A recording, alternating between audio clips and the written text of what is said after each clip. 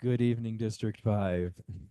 My name is Daniel Friend. I'm your chair this year. I'd like to welcome you to tonight's meeting. We have a full agenda and we're expecting lots of people to show up. If you haven't grabbed a snack yet, please do. We will start with introducing our candidates for mayor and city council in 2025. We will go in this order. First, mayor candidates, then city council district 2, and then city council district 5, and then city council citywide 1. After we have the candidates, they'll just take a minute each to introduce themselves. We will have the presentation and discussion of the redevelopment of Provo Towne Centre Mall, which maybe why some of you are here tonight. I know I have a few questions. After that, we will do some resident opinion polls about some matching grants and traffic studies. After that, we will have public comments for anything that is not on the agenda. So if you have a public comment for something that is not on the agenda, please hold it till that time. We do ask that when you are asking questions that you speak directly into the microphone so that people on Zoom can hear you. If you don't speak into the microphone, they cannot hear you. And if there are people on Zoom who are wanting to ask questions, we will be making sure that we take your questions during the appropriate times. First, we'd like to have our candidates for mayor introduce themselves. We will go in this order. Marsha Judkins, Eric Mutch, Michelle Kaufusi, and Thatcher Alain Longman. Okay, and really, hi, so sorry, Marsha. Really quick, we are legitimately timing you because they do have a meeting they have to go to after this with the city recorder. So there will be a timer for 1 minute and 30 seconds on the screen, but we can do it.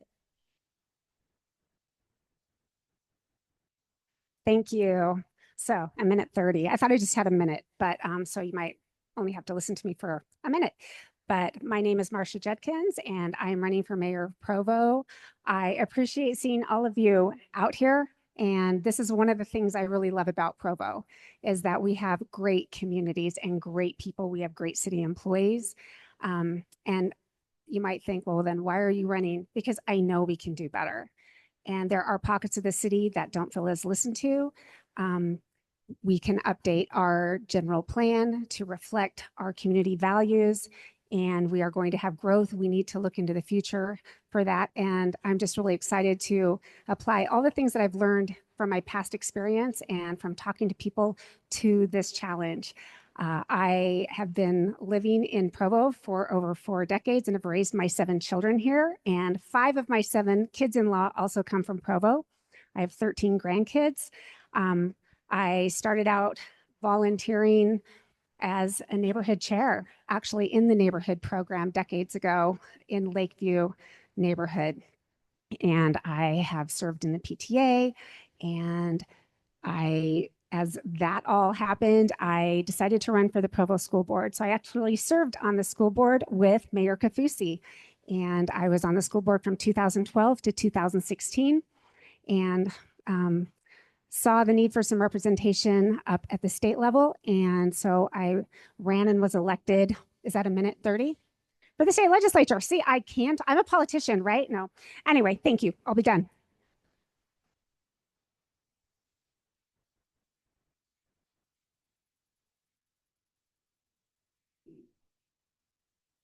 Hi, 1 minute and 30 isn't a lot of time to differentiate oneself. So I'm just going to kind of jump through quickly. My name is Eric Mutch. I'm running for Provo mayor. I'd first like to acknowledge that Provo City just won, or didn't win an award. They had an article written that said we were the best run city in the nation. And I would like to acknowledge Mayor Kaufusi and the team in this room. I think that's a wonderful thing. I am not running because I think a bad job has been done. I am running, excuse me, because I think fresh perspectives is a good thing. I think that cycling through is a good thing. And I think that the skill set that brought us to this point may or may not be the same one that will bring us to the next level. So my slogan is better for Provo, which is a pun on my last name, obviously, much better for Provo. But, it's also a mission statement and a principle. It's a guiding light. It says, what's the best for the city? Show me how it's better for Provo, and we can make things happen. That's really all I have. I was also prepared for a minute, so I'll take the rest of the time saying that I'm a lifelong Provo native. I've been here for 45 years. My son and my wife are here. Devin's lived his whole life here. We've been schooled and worked in this area. I was an entrepreneur for 7 years in Provo. I kind of understand what it's like to raise a family and run a business. So thank you.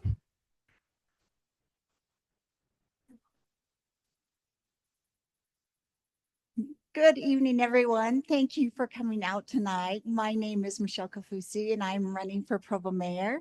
I feel honored to be amongst you tonight. It's really exciting, all the fun things going on in Provo. As your mayor, I really run myself on relationships. I believe in strong relationships. I've built strong relationships, and because of those strong relationships, I have been able to do things that most mayors never get an opportunity to. I have been able to do park enhancements, increase public safety, bring jobs to the city. For example, just one example is our new airport. It brings $200 million every year into the city that was not happening before I was mayor.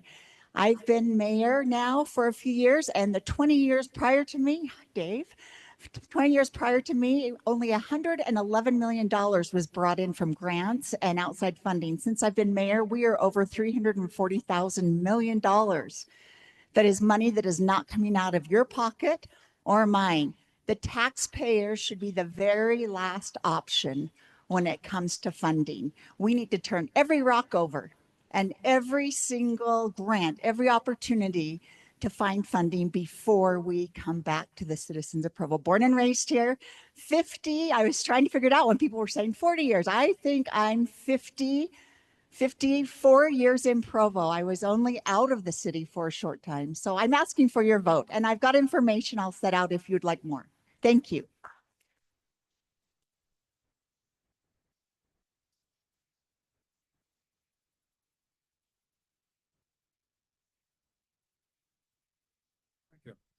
My name's Thatcher Alain Longman. I'm running for mayor. Mostly of you, I assume, would think, wow, what a young face. Yes, I'm a very young face. It's my exciting ability to be here in front of you all today. My interests are not in the current state of things. My interests are in the future. They've always been towards the future, and for you. I believe in all of you having the ability to lead the lives that you want, having the ability to have the choices that you wish to make, and not having to feel pressured into making certain choices you might otherwise never choose. So, in all of that statements, I'd assume that the interest would be taxation, the ability to say, I don't need to pay this. This is not my place of funding. I do not care for this policy, and that is my objective, to make sure that your funding, should you even need to provide it, goes to the areas which you desire most, and that probably sums up the entirety of my campaign. I imagine a world that's better, cleaner, greener, and more healthy for all of us. And I think that with proper leadership and proper foresight, that can come in the shortest amount of time possible. I'll end it there, as I do not need much of the time. Thank you so much.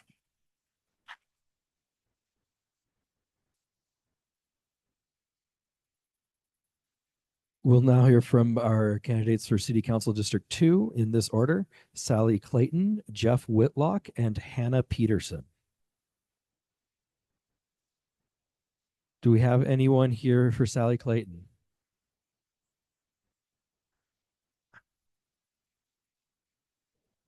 Hey, Sally is running for Provo City Council because she wants to ensure that every position on the ballot has well-rounded, qualified candidates. She's worked in the tech industry for the past 15 years with companies like Adobe and Qualtrics. She currently runs finance operations for a software company serving the restaurant industry. She began her career in the nonprofit sector, running an organization now known as Humanitarian XP.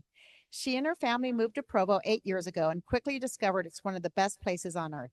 She's a mom of 2 awesome girls and holds a bachelor's degree in government from Harvard University.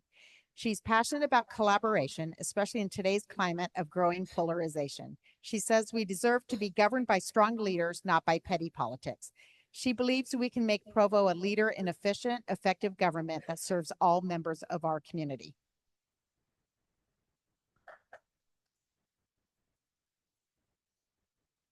Jeff Whitlock. Hi, everyone. I'm Jeff Whitlock, and I'm running for Provo City Council District 2. A while back, I was walking with my kids in the park, and we came along this bench. And on the bench was a set of car keys and a little nice handwritten note that said, I found these. Hope you can find them. P.S. Don't take these if these aren't yours. And that was just a perfect moment that it kind of encapsulates why I love Provo and why I decided to raise my family here. I was born here. I got my degree from BYU in economics. After college, I worked with McKinsey & Company, which is a consulting firm, and I actually worked for state governments. We worked for the state of Texas, the state of New York, and the state of Arizona. And we did Doge before Doge was popular. We did cost cutting and government efficiency. I learned a lot about how government works and how to make it efficient so it's maximizing the value it delivers to its citizens. Right now, I'm a local business owner. I run a small software startup, and my wife and I own a gym in Spanish Fork. And so I want to take my experience from government and business and try to help get things done for Provo. It's where we decided to raise our family. And I think there's a lot of things that we're doing great, but we also have a lot of opportunities to do better. Specifically, I would like to help improve the city's finances around a strategy for continuing to increase revenue, although I love the grants, Mayor. And then I also want to try and preserve some of the amazing assets we have, like Slate Canyon. There's some things specifically in District 2 that we want to make sure we preserve and protect. And I also want to make sure that some of the recent promises that the city has made around selling land and finishing Bicentennial Park happen. So I'd be honored to earn your vote. Thank you so much.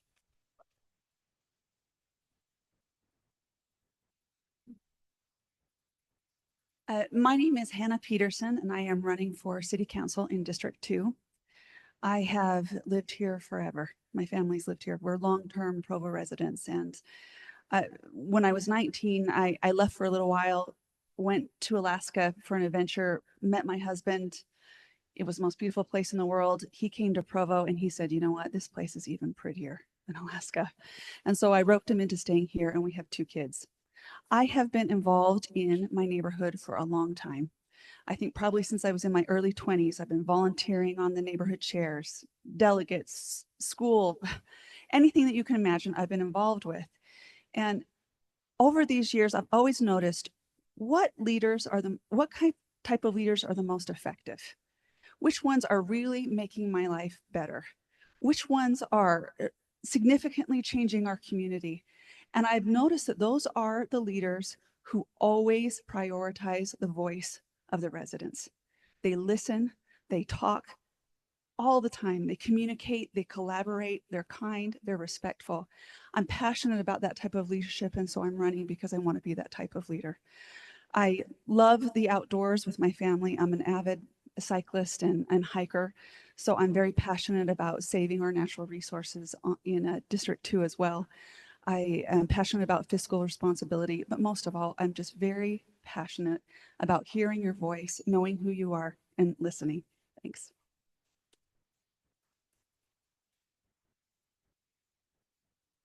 We'll now hear from the City Council candidates for District 5 in this order.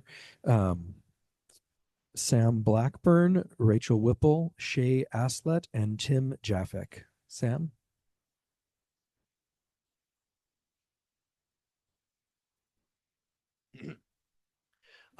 Hey everybody, my name is Sam Blackburn, and I am an undergraduate at BYU studying economics at the moment. And as an undergraduate student, I know that housing in this town does not always work. I know that I'm done paying too much in rent, and I know that you guys are done living in fear that noisy college students are going to move in next to you. And at the end of the day, we need more housing in this town, especially in the areas closest to BYU. And if that is a solution that you find interesting, then I am your guy.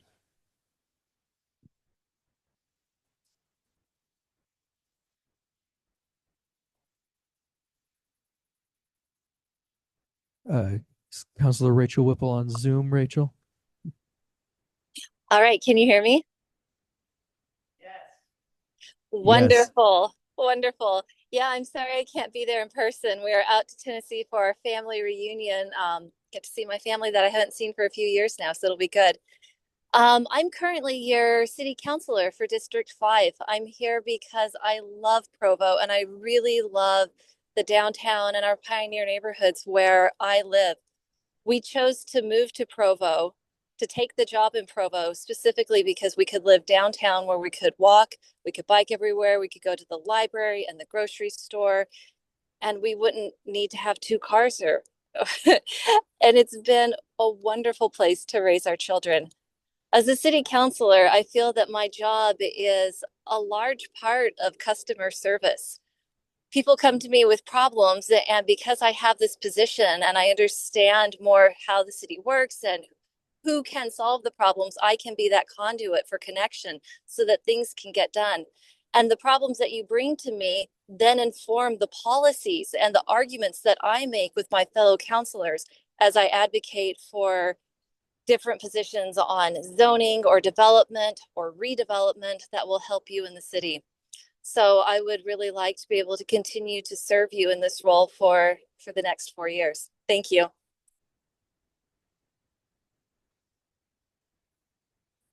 Shay Aslett. Thank you. Hi, my name is Shay Aslett. I'm also running for the same district. I live downtown Provo. I live on the best street in the best neighborhood in the best town. And I believe that's come from the Western values we've adopted, the way the city's been run. And I believe that's the secret to the future too, is following those Western values, being competitive and attracting families and making it safe and clean and competitive for families to be here. So that's me, Shay Aslett. Tim Jafek. Or someone representing him. Oh, I guess he forfeits his time. Next, we will hear from our candidates for City Council Citywide 1 in this order: Katrice MacKay, Adam Shin, and Tom Fifita Sitake Sr. I hope I said that right. Thank you. I think this is the most I've ever seen at this district neighborhood meeting. So it's nice to see you all. Way to represent. My name is Katrice MacKay. I am running for the citywide position, and I've been in office for the last 4 years, and I've loved it. A lot like what Rachel Whipple said. It is wonderful to get to know so many citizens and become that conduit for issues or problems that they have that you can again address at a city level and if needs be through legislation and such. I respond to every email I receive. I love, love, love all the people I've met, whether that's citizens or people that work for the city and we work with a lot of other entities, right? We work with UDOT and UTA and MAG, and I'm on the board for the Provo Housing Authority, things like that. It's wonderful, all the things we learned. I feel like I had a real learning curve in the beginning. And I'm excited for a second term in the sense that I've learned so much. I've made the relationships I need to make. I know who to go to for issues and address citizens' issues. And I have gotten over that learning curve. It took me years to learn something. I mean, you're learning about sewer, you're learning electricity, you're learning finances, you're learning about certain neighborhoods. And it takes a lot of time to read all the documents. Just the general plan is one thing. You know, there's things that we need to protect. Knowing that Bicentennial was promised years ago, that money, that it would go into the park for Bicentennial. There's a lot of details like that take a lot of time to learn, but I'd appreciate your support, and please feel free to call me anytime or text.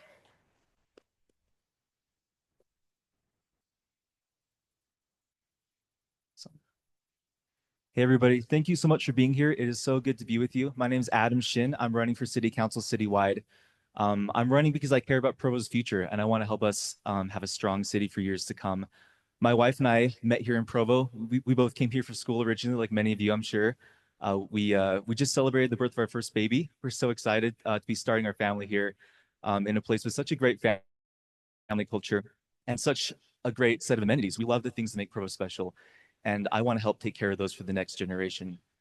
As we look to the future, we have to, we have such great potential. We also need to look at the challenges we face, honestly.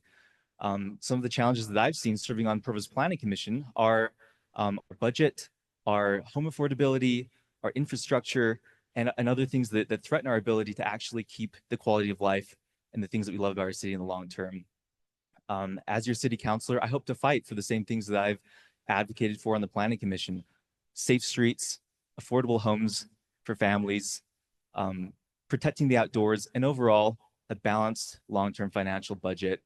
I believe in individual rights. I believe the government should support personal freedom, the right to life, liberty, and the pursuit of happiness. And these are principles I'll continue to advocate for on the city council. I'm excited to be here. I'm so excited to get to work and to get to know all of you better. Thank you.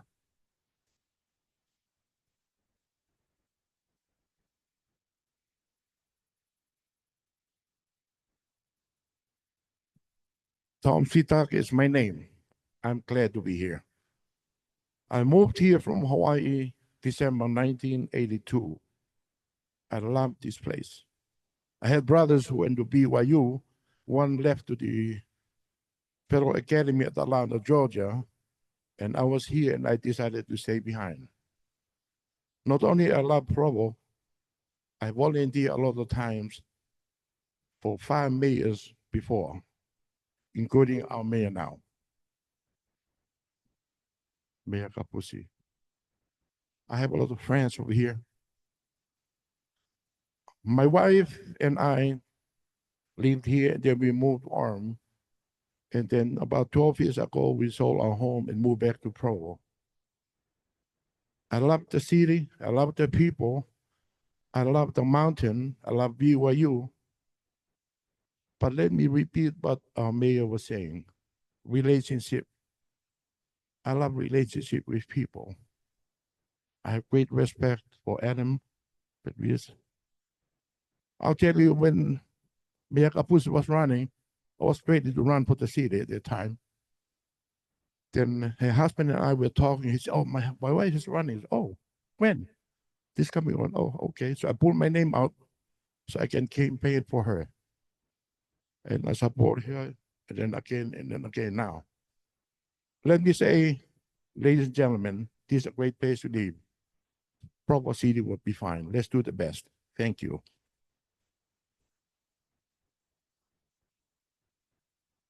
We'd like to thank all of our candidates for being here tonight and sharing some time with us. We'd like to excuse them so that they can go to their training meeting, and let's give them one more round of applause as they exit the room, please.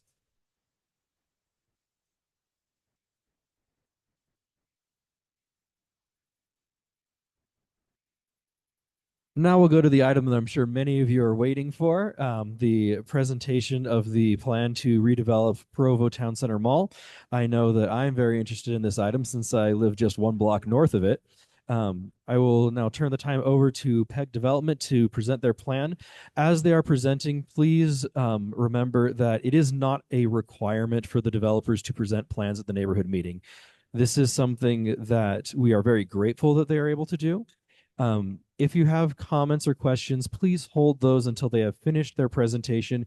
We will then take comments and questions in an orderly fashion with alternating between people here in the room and people on Zoom. Again, please be respectful, and we are grateful that they are here and willing to present this to us when they did not have to do so. Thank you. Okay. Before they start, I just wanted to let you know where they're at in the development process. So they've had an idea, they've submitted their application, and right now they're doing department reviews. So planning, building, public works all looks at their plans. And so what they're presenting tonight may be different from what they present later to the planning commission and the city council, because they're still in that review process. But just to let you know, that's where we're at, is this middle part, and then later it'll go to the planning commission and the city council. Yeah.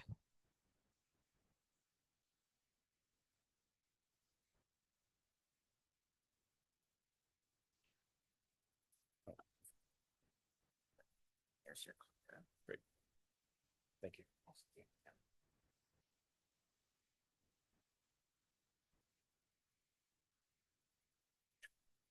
Is this working? Okay, great. Well, thank you very much for allowing us to be here. We're very excited to be able to introduce the project to the community and to hear the community's feedback. Brixton Capital and PEG Development have submitted a conceptual application for a multi-phase redevelopment of Provo Towne Centre, as well as a rezone application, which is highlighted here for about 23 acres on the north side of Provo Towne Centre to ITOD to facilitate the residential portions of the proposed project. Again, we appreciate the opportunity to come and share the vision with you and discuss why we think this is great for the community and start to get some feedback and address any concerns or questions you might have at this time. It is conceptual at this point, and thank you for acknowledging where we are in the process. We're currently working with staff on the application, and we look forward to moving forward and integrating this feedback and working with all the stakeholders, the community and with staff in order to facilitate this application. So just a quick intro. My name is Justin Long. I'm with Brixton Capital. Brixton Capital is a private real estate group that's focused on commercial properties. We have deep experience with retail, multifamily. We also operate some degree of office and hospitality as well. We're focused on smart investments with community benefits. That's a core of the company's values. And we've owned Provo Towne Centre since 2016. And during its ownership tenure, we've certainly undergone some changes. We've seen Sears and Dillard's vacate the property, but most recently, we've been very excited to be able to bring the full service Target store to where Dillard's used to be in the property. And this is a huge win for Provo Towne Centre and for the surrounding community. As many of you know, they have a pretty significant grocery component. We know that's something that the community was looking for and we're able to bring to the project. So very excited about that. As probably many of you know, there's really been a secular shift that's taken place over the last 10 to 20 years, where folks are kind of reorienting away from indoor malls with their shopping habits to outdoor-oriented retail environments. This really accelerated in COVID and coming out of COVID. Those trends are continuing to happen across the country, and Provo Towne Centre has certainly experienced some of those same trends, which have impacted its ability to kind of meet the needs of the modern consumer. Increasingly, there's trends towards mixed-use development, live, work, play, growing demand for environments that promote walkability, proximity to transit centers, and things like that. And we're excited to be able to present a project that we think meets those trends. As I mentioned, Target was a huge momentum shift as a new anchor to the project, and so we think that's a real opportunity for us to follow on the success for that, to effectuate a new vision for the project.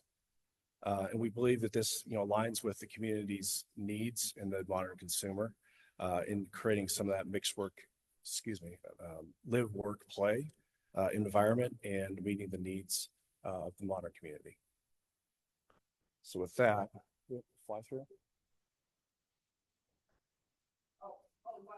Yes, please.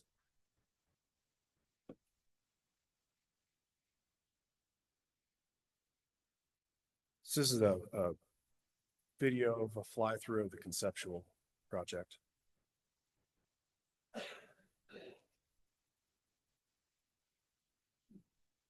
So one of the things you'll notice is we attempted to reorient the way you enter and exit the project. Right now, the project requires you to kind of go around the project, around the mall and the ring road. We want to really invite vehicles, pedestrians, cyclists into the center of the project, centered around this central plaza, which we see as a great community benefit and a gathering place, both for residents that are adjacent to it, the greater community, as well as those folks that are patronizing the retail that's around.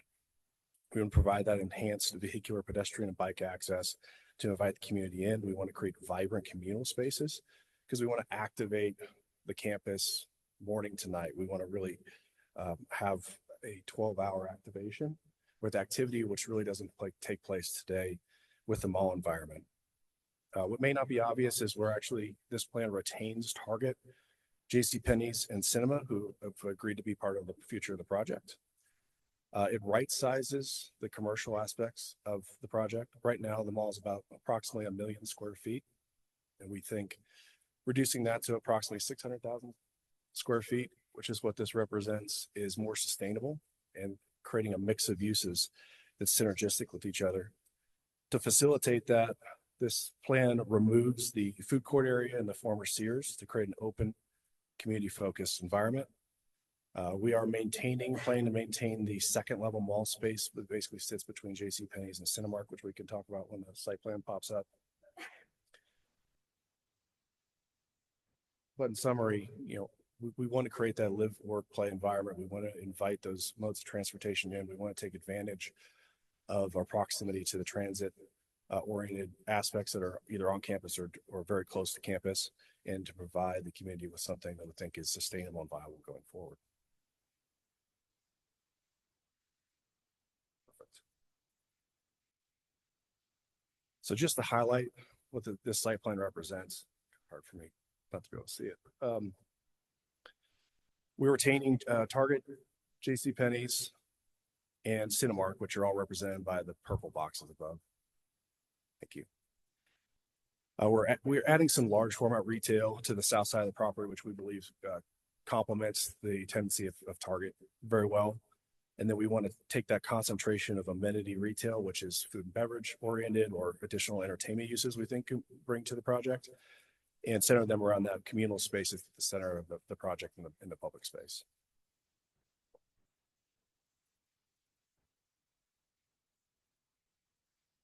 So these are a few of the renderings that really highlight that community-oriented space. You know, whether it's folks, residents having breakfast, you know, one of the restaurants, to date nights, family gatherings in the evenings, taking advantage of the food and beverage and the entertainment.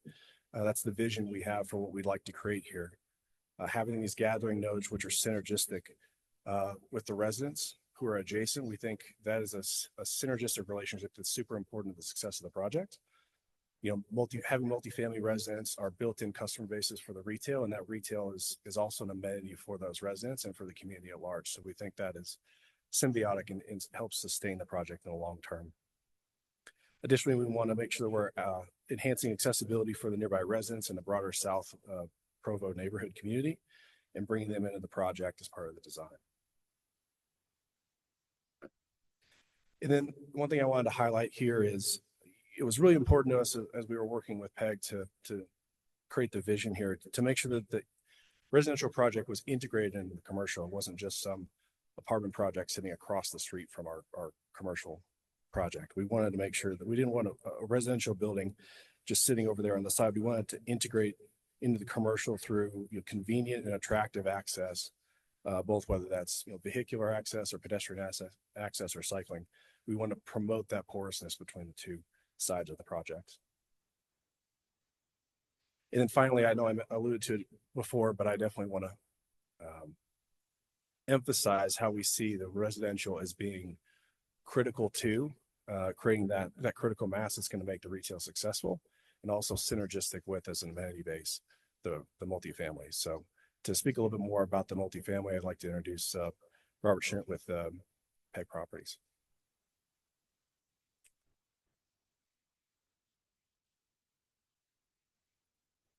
Thank you, Justin.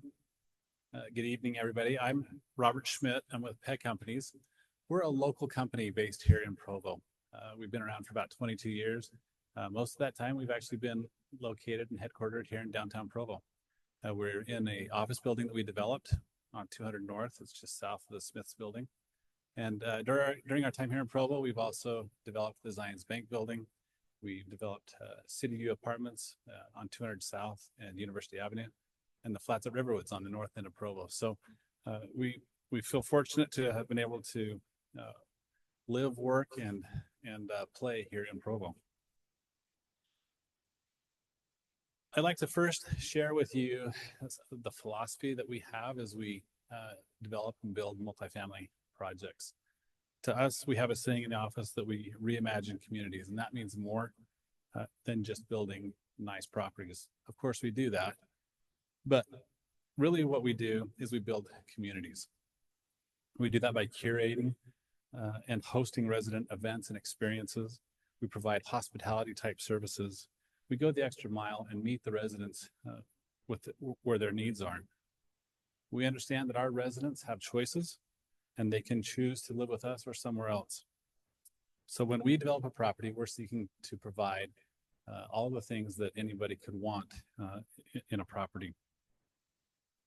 And that's a huge goal of ours, and we pride ourselves in that effort. Of course, we build nice properties, and we pride ourselves in that.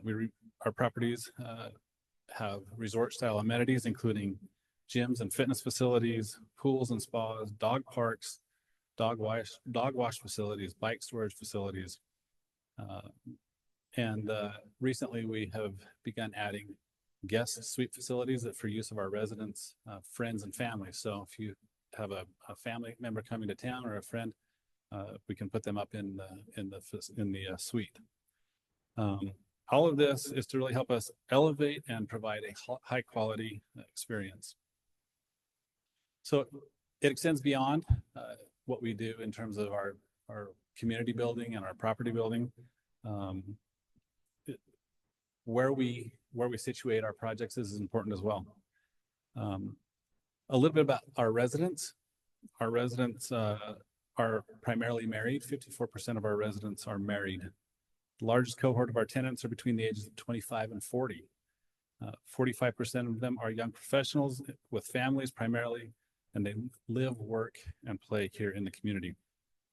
The leading occupations of our residents are healthcare, management, and education.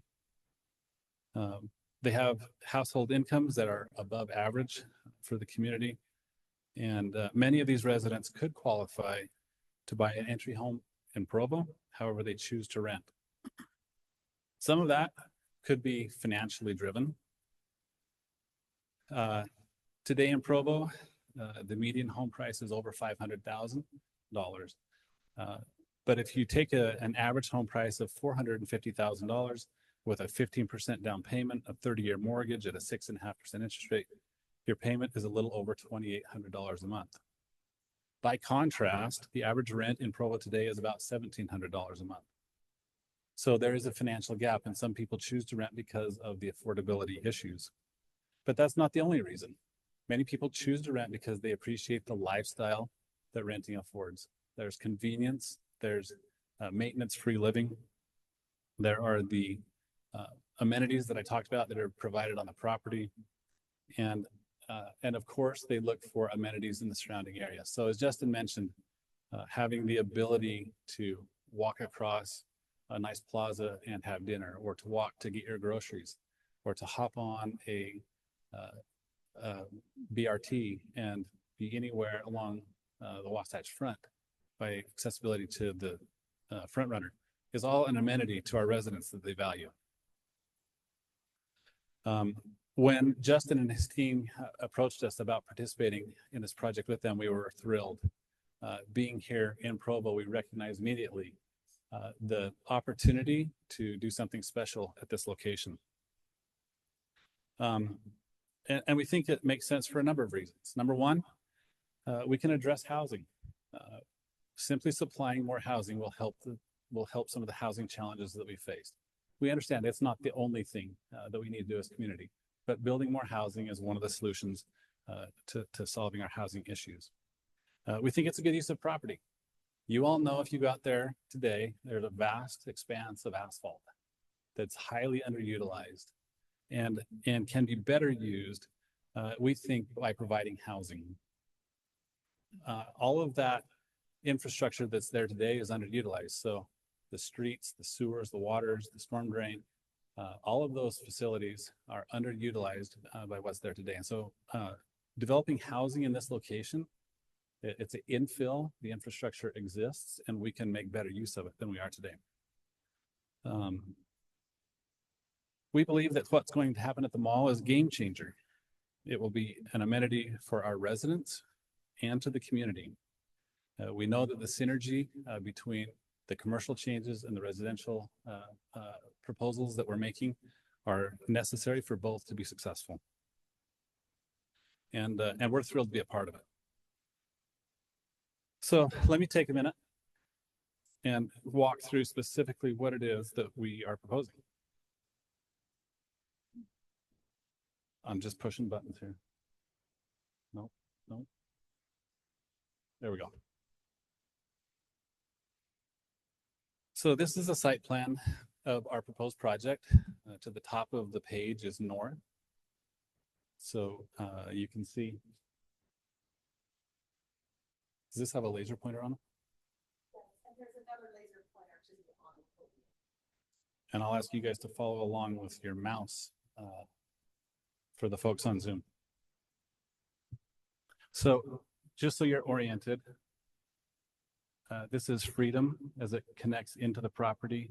Today it comes in, and as Justin mentioned, there's a ring road that comes around the property. So this is the location of Freedom Boulevard. Of course, the existing mall sits in this general location right here, and this is the portion of the project, the commercial portion that will be removed and modified, and then this is the proposed housing portion of the project. In terms of the scope of the project, what we are proposing is a little over 80 townhomes. These townhomes would be for sale. We think that's a critical component in the community, is to provide opportunities for home ownership. In addition to the townhomes, we are proposing 1,300 apartments. And all of these housing units will be built out in 5 phases over a period of years. We believe the timing is roughly 8 years. It could go a little longer, and that's going to be dependent on market conditions. Within the housing project itself, we will be providing an element of affordability. 9% of the units that we anticipate will be affordable at an 80% AMI level. And that simply means that somebody who's earning 80% of the area median income can afford the rent at 30%, no more than 30% of their income. 3% of the units we anticipate will be affordable at a 60% area median income level. We think that's a meaningful impact and will make a contribution towards providing affordability within the community. As I mentioned before, being located at the mall is an incredible opportunity, provide a lot of synergy with the commercial space, but the broader community itself is fantastic. This location, through transportation connections and transit connections, provides access to healthcare, education, jobs, shopping, Center Street in Provo. And of course, in Utah, we all love the great outdoors, and proximity to cycling paths, the canyons that were mentioned, national forests that are nearby. All of that is important when we consider locations, and we believe that this is a fantastic location for that. Again, we know that change sometimes can be interesting to deal with, but we believe that what we're proposing here can be a really positive impact for the community and allow this location to really thrive. So with that, we'd like to take a minute. We know many of you have questions, and we're going to give you plenty of time to ask some of those questions. What we would like to do is we're going to go through a little Q&A between Justin and I. These are questions that we have heard in our conversations in the community as we've been preparing this plan. So we'll run through these, just a few of the kind of the high-level questions that we've already heard, and then we'll open it up for some Q&A from you folks. So, all right, Justin, is your mic working? I think so. Okay. Are we getting too much feedback, or is that good? I'll stand over here. Okay. Justin, why is now the right time for redevelopment of the mall? So as we mentioned, with the changing secular shift away from indoor malls, and with the win of having Target at the property and the success we've had there, we really think those kind of confluence of events makes this the right time to talk about the next steps for redevelopment and what the vision for the future really is. So that those are the things that are really contributing to now being the right time to move forward. All right, great. When would you anticipate that construction activities would start on this project? So as we've talked about a few times, we're kind of at the beginning of the process, and the timing of this process is a little bit, uncertain. But as we work our way through this, we would anticipate that if we receive the approval to move forward with the project, it's somewhere between 6 months and 12 months after that is when we would anticipate beginning the very first portions of the construction of the project, which would mostly be around the modifications to the infrastructure, whether that's the roads, the sewer, the water, and so forth, those changes that would need to take place in order to facilitate the vision that we have here. All right, great. This next question, we'll open it up for questions in just a second, if that's okay. Okay, so as I mentioned before, and one of the questions we've heard, how many units will be constructed? And as I mentioned, our plan currently shows over 80 townhomes and 1,300 multifamily units spread out over 5 phases and 8 years. I would add here that, following up on comments that Justin has made, we've modeled this after other malls around the country that have gone through the same type of a change. And the residential and the commercial components of this are critical to both being successful. And so, the businesses look for the residents for a customer base, and the residents look to the commercial and shopping opportunities as an amenity. So they go hand in hand. Okay, Justin, another question that we've heard, does the redevelopment anticipate impacts on the traffic at the property? It's a good question. So as I mentioned, we're significantly reducing the amount of commercial space by about 400,000 square feet as part of the proposed plan. So it's gonna be quite an offset, we believe. Obviously, we're early in the process. A traffic study is required as part of this process that has not been completed yet. So there'll be more details that come out as we work through that with staff and so forth. But, our feeling is that with that offset, that's going to hopefully not have a significant impact on negative impact on traffic in the surrounding areas. But like I said, more information will be forthcoming on that. Great. Okay, how will this impact existing tenants? So, with all these sort of large scale redevelopments, and we've done a couple around the country, we certainly acknowledge that there's going to be some people that are going to be impacted, lives are going to be impacted by these redevelopments. And so we're empathetic to that impact for sure. And we want to try to take the time when the time is right.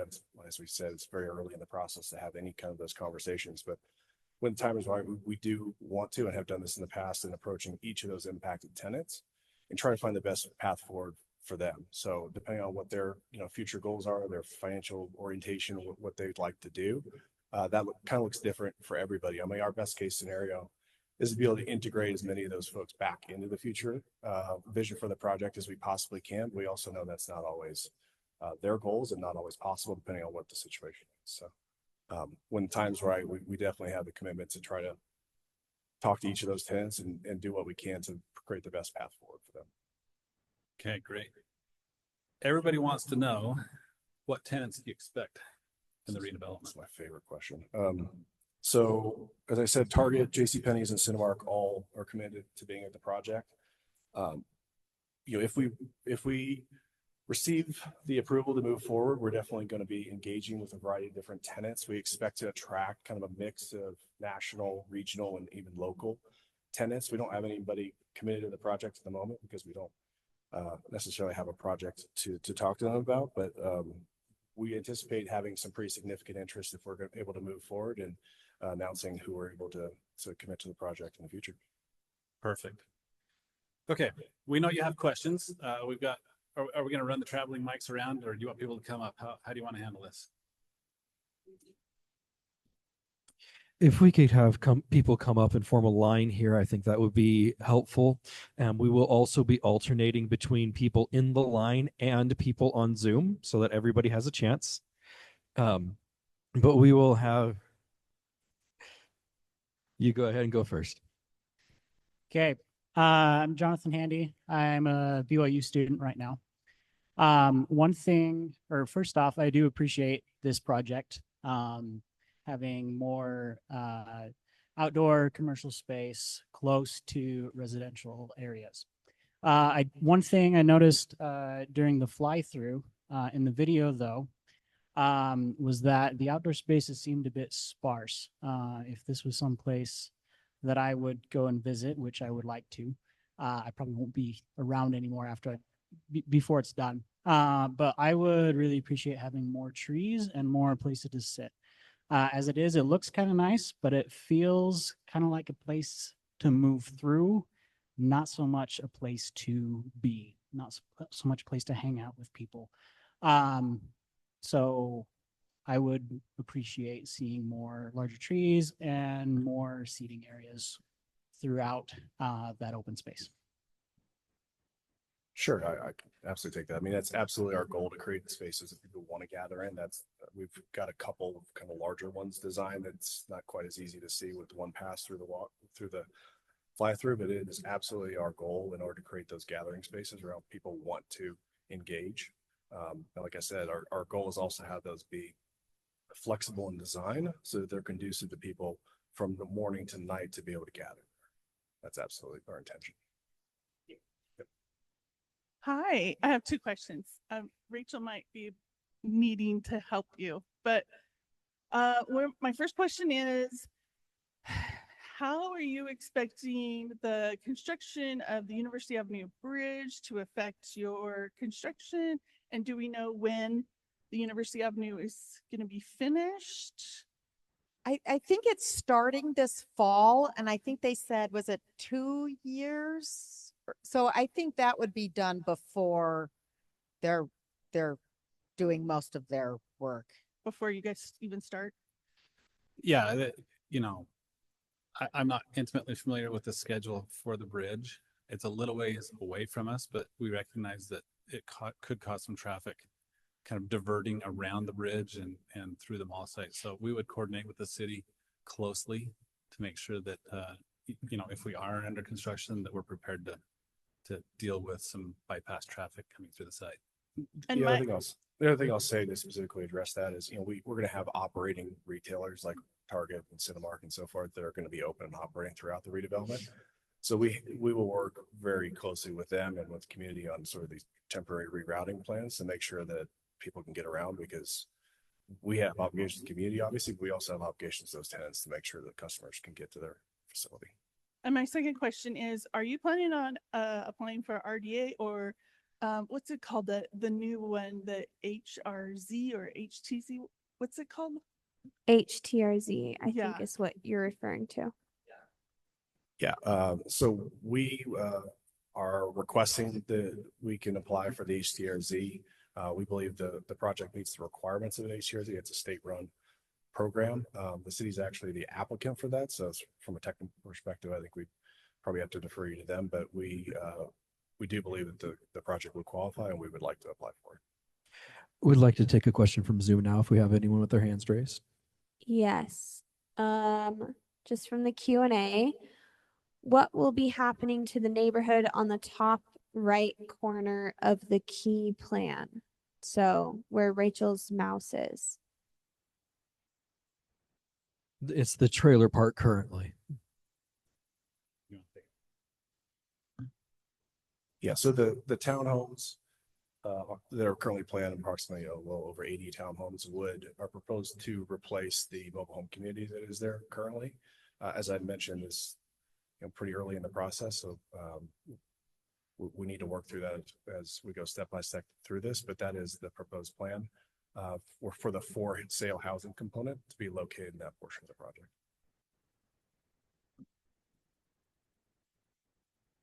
I actually have two questions now. What does the HTRZ, is that it, zoning mean for those of us who are not acquainted? You want me to take that one? Go ahead. HTRZ stands for Housing, Transit, and Reinvestment Zone. And it was legislation created by the state to encourage increased housing and a component of affordable housing. So that was the affordable housing that I addressed. That's a part of the HTRZ legislation that was passed. Is there like an incentive to be zoned that way?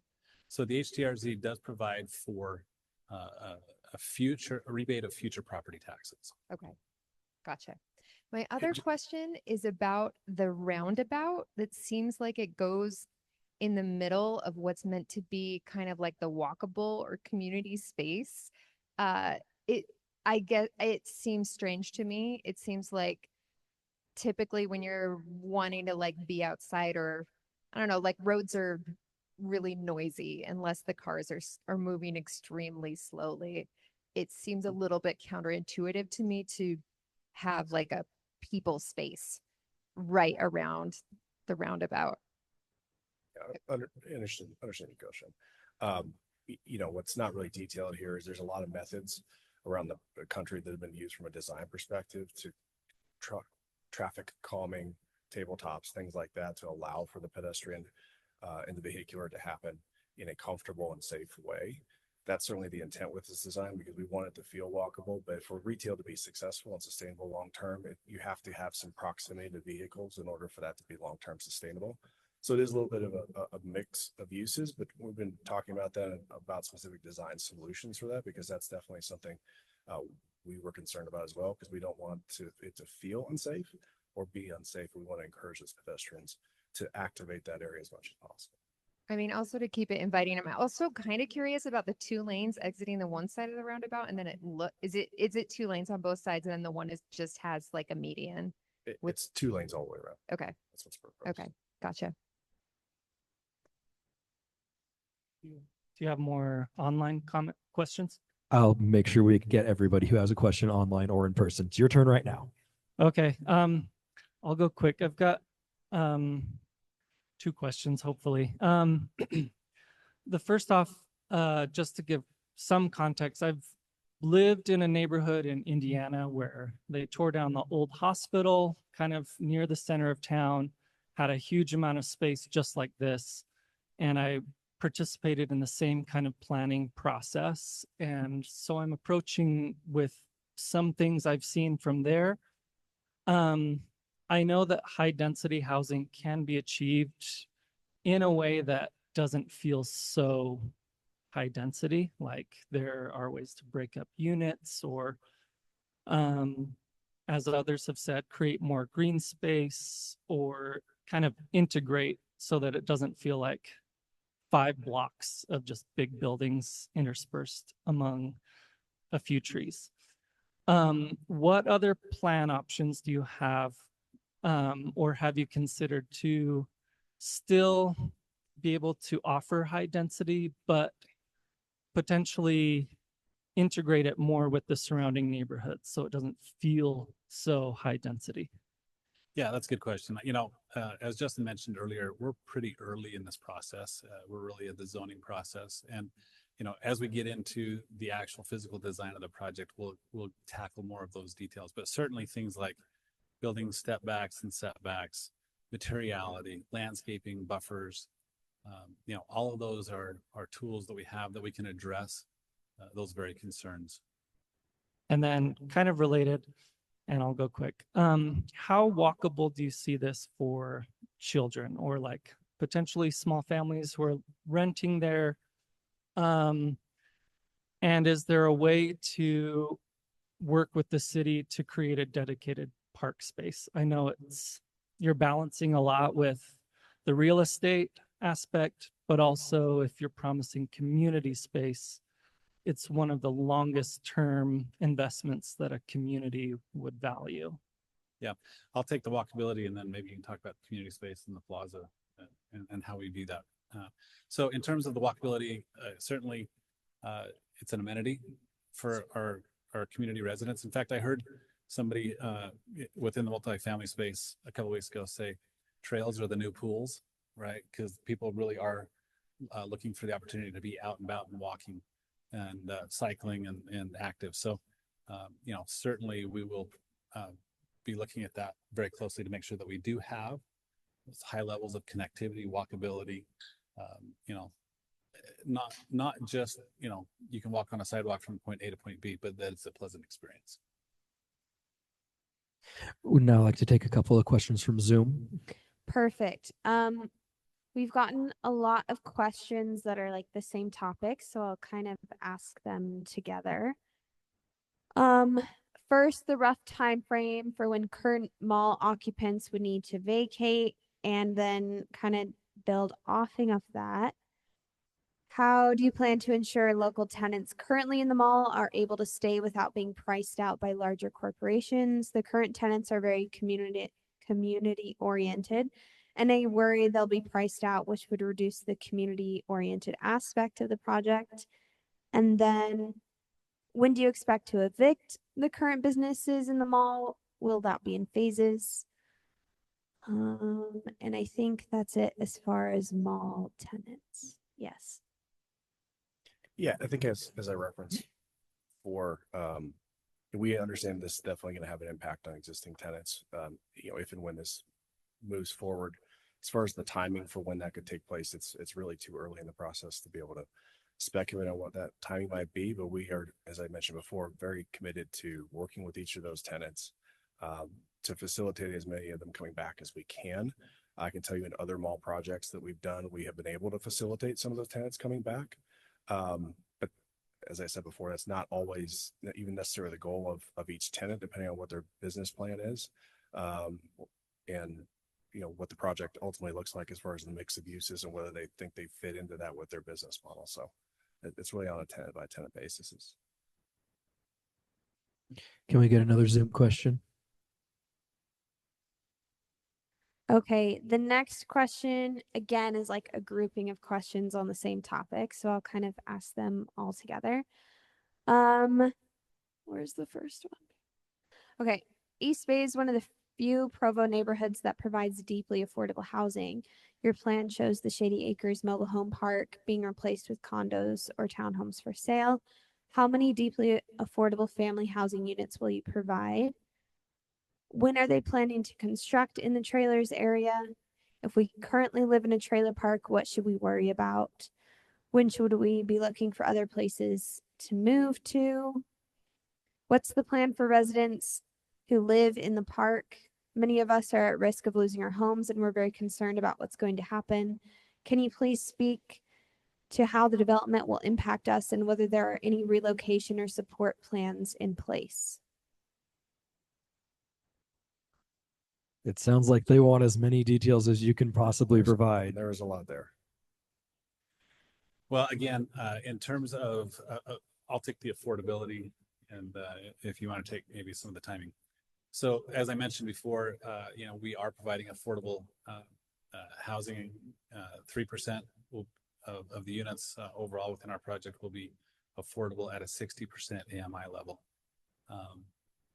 And then, in terms of the townhomes and the townhome portion of the project, we anticipate that those will be affordable to a first-time home buyer within the city of Provo. So, early to really have specifics and details. We are cognizant of the plan that we're proposing, but we do feel like being able to add 80 plus for sale units to the housing stock in Provo is meaningful. As far as impact on timing, I would just go back to my previous statement, which is, the timing of the project is uncertain. There's also some state level legislation that requires, a long leads as far as notice if a mobile home park needs to be vacated. So there's definitely protections there. And as I said before, we intend even to go beyond that and talk to each, tenant individually and see if there's something that we can facilitate that makes it easier. So. Just kind of to follow up, because I talked to many of these mobile home tenants myself on Saturday, and they've lived there for 19, 20 years and they're concerned. Can you let them know if you even plan for that part to be at the beginning of the project, at the end of the project? We know that you can't commit to anything specific right now, but just can you give them some kind of idea of what to expect when that part of the project starts happening to them? Sure. So it is planned for the first phase of. Sorry. So these two phases are planned to happen concurrently as the first phases of multifamily. But as I mentioned before, even when we start this project, there's a great deal of infrastructure work that needs to happen before any vertical takes place. And so trying to pinpoint kind of exactly how far in the future they may be impacted is a little difficult, but they are part of one of the first phases of the multifamily that we're anticipating.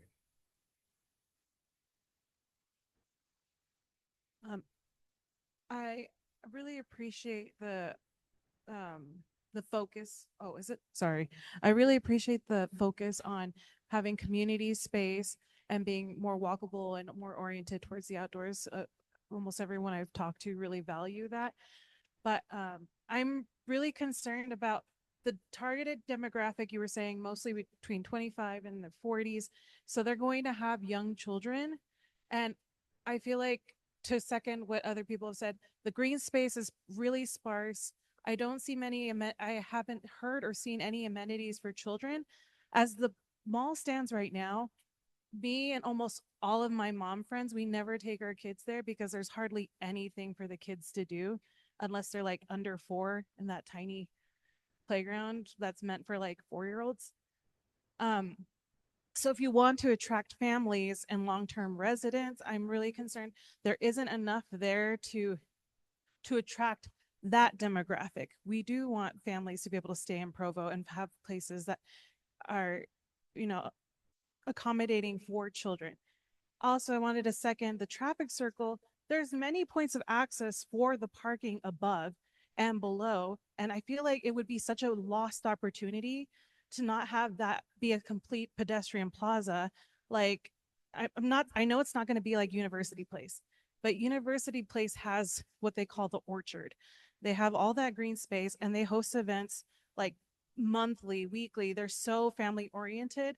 And that's where we're spending like all our money. We're always visiting there because they have safe, accessible place for children. And it's very family oriented. It's very comfortable. Having a traffic circle there is not comfortable. No one's going to want to sit next to a traffic circle with their kids. And in the video, it showed people playing inside the traffic circle. And I'm like, that's not realistic.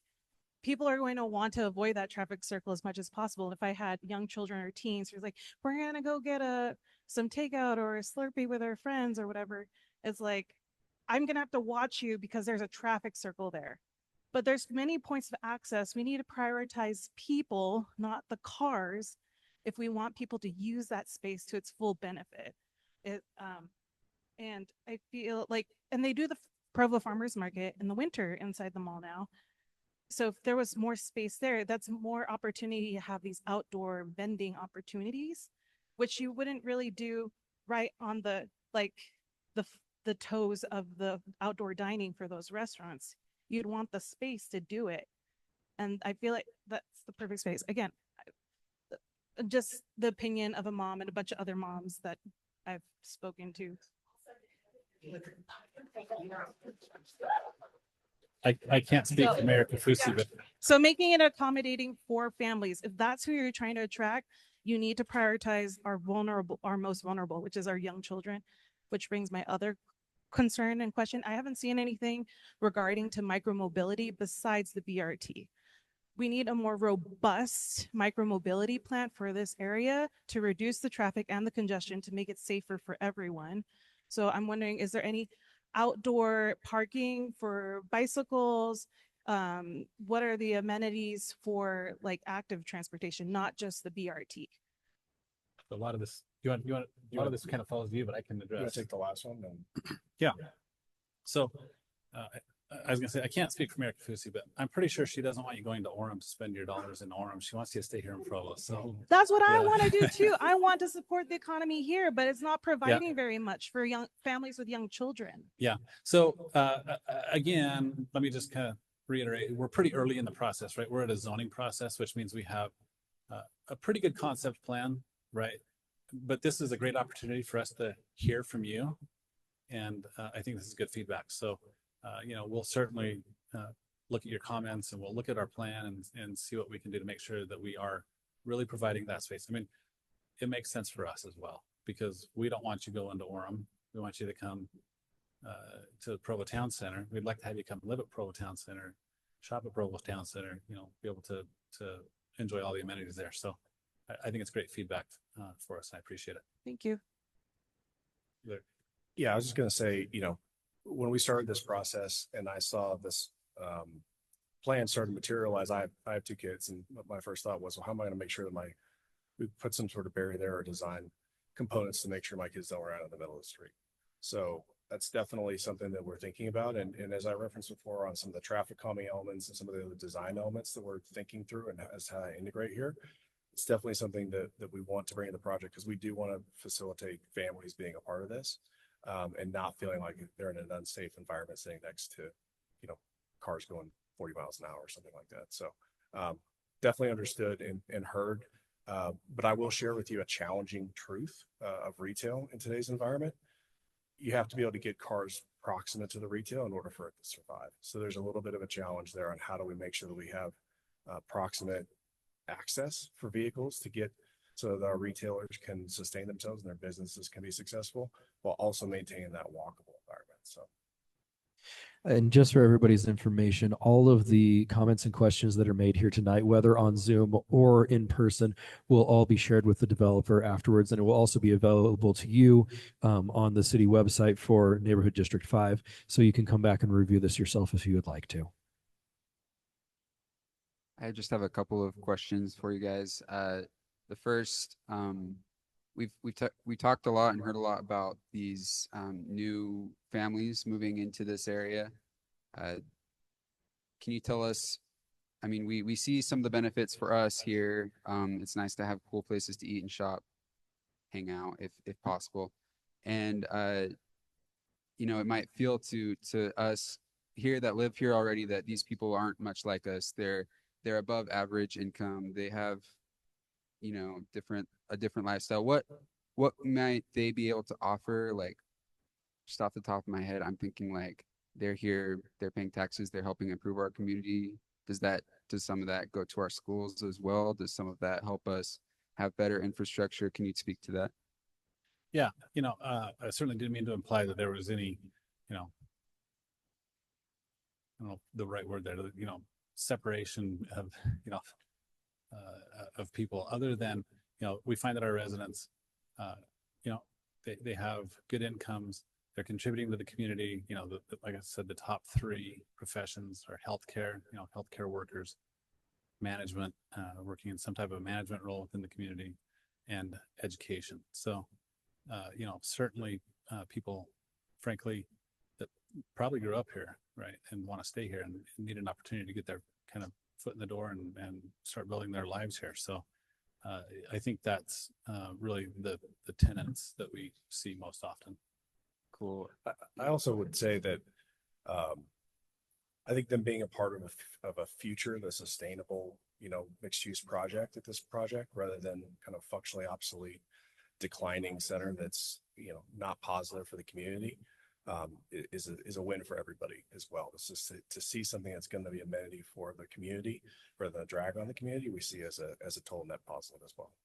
Yes, well, that kind of leads into my next thought, and it's true. It's easy to see, like, with this much retail and housing, that it injects life. I think we can all see that into the community. I'm wondering, it does kind of feel like it's split up into different zones. You've got like the purchasable properties up here, you've got the rentable properties over here, and you have the commercial over here. Have you considered integrating some of that, like ground floor commercial, into the residential area, or integrating some home buying opportunities within the denser portion?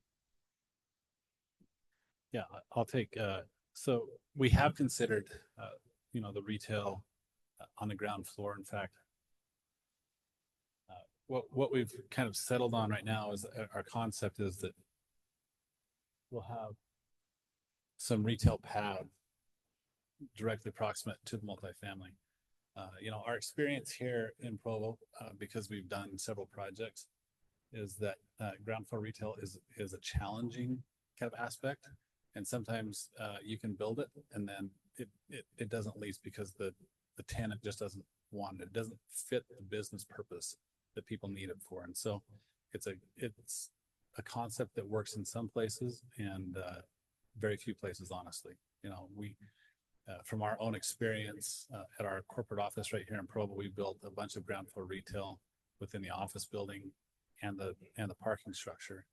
And you know, we've been open for 2 years and we're about 50% leased, which means we're 50% vacant.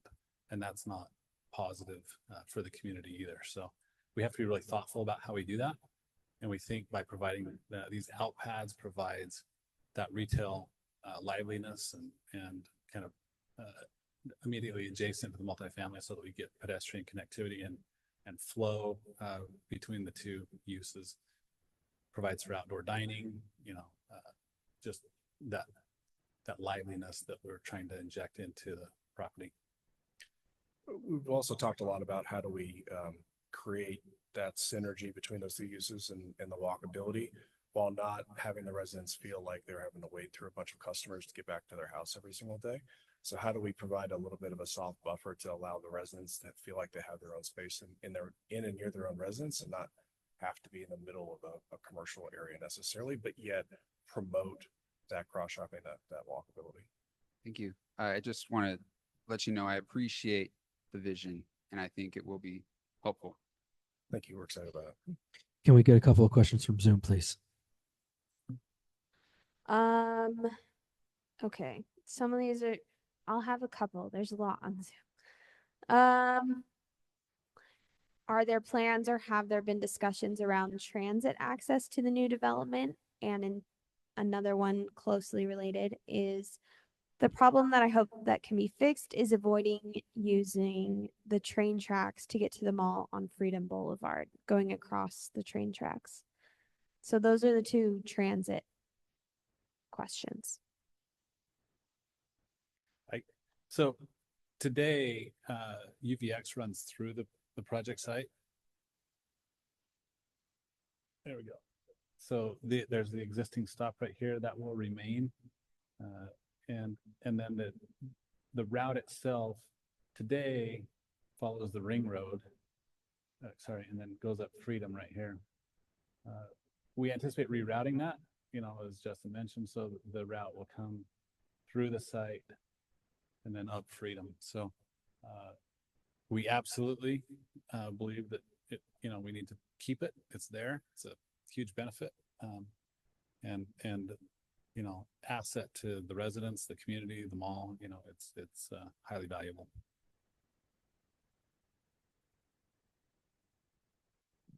Was it Brian, Justin, you guys? Robert, just thank you for sharing this proposal. It's really interesting. And I shop at Target, so thank you for bringing that to South Provo. It's a win for me. I moved to Provo 4 years ago from New York City, close to Central Park. I can tell you high density works, mixed use neighborhoods work when there's open space, green space, recreational space. So I want to echo and endorse what Jonathan and Laura and Carol, guy in the maroon shirt over here, whose name I don't know, and then the last question from Zoom, all great points. Would love to see that very clearly in the plan as you go forward with future iterations. I would love for that to just be obvious. Here's a multi-use field, it could be for concerts and events. Here's an urban meadow. Here's a nature trail running path. You've talked about dog parks and the promenade there, but it ought to be visible when you see it in the plan. And so that's just an invitation for you. You don't have to respond to that because we've talked about it already, but that's my feedback. Just want to echo what others have said. Thanks. Appreciate it. Thank you. Hi. Again, I'm thankful and grateful for the idea of this. I also echo everything that he just said. I lived in Europe. I am now a French teacher, and my students, when we go every other year, they're so excited when they see the walkability. So I hope that this can be what, those of us in the community need. I also just want to say, in terms of having the commercial tenants possibly integrated with the residential buildings that you're going to make, maybe it doesn't work very well in the United States. It works really well in the rest of the world, so they make it work. I live in the area of townhomes, Sunrise Village, that is right to the right of what you're building, right there. Yep. Are there any plans? I'm quite concerned that possibly my neighborhood will also be forced to vacate. Do you know if there's any plans to do that? I'm not aware of any. Okay. And just following up on that, you keep saying we don't know right now. Are you planning on having another or coming to one of these meetings in roughly maybe a year when you have more information that you could give us, more details? Well, the city process is such that we go through the zoning application. The materials we provided in the zoning application will be made public. As we make more decisions, we'll go through this iterative process. Ultimately, we'll go through a site plan approval process with all the specific site plan details and a building permit ultimately. So I think there will be a lot of touch points along the way where people can see what's going on. there's a difference between seeing like it's listed on a website, we could go there, and having a opportunity like this to ask questions. Sure. You think that will happen? Yeah. Okay. I think there will be multiple opportunities with planning and zoning commissions in addition to the meetings like this. Okay. All right. Thank you. Just to answer another question that you had there, I'm your neighbor in Peachtree. And so I had a similar kind of question. Both Peachtree and Sunrise have owners that own their units. And so you still have property rights. These gentlemen's companies do not own our neighborhoods, our developments property. They cannot build on our land. So somebody else would have to buy out every one of your neighbors in order to replace Sunrise with something else. And we're not going to do that. There you go. You got the commitment. Can we have another Zoom question, please? Yes. Okay. How tall are the apartment buildings going to be? Yeah, we'll ask that. So the average height is, 3, 4, and 5-story buildings, and there will be some variation across the structures themselves.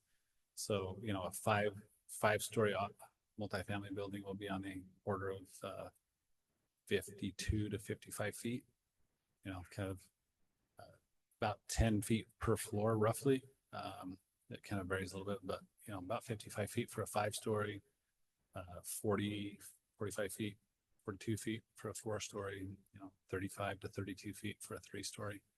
And the configurations will vary a little bit, but the overall height, I think we proposed is 5 stories.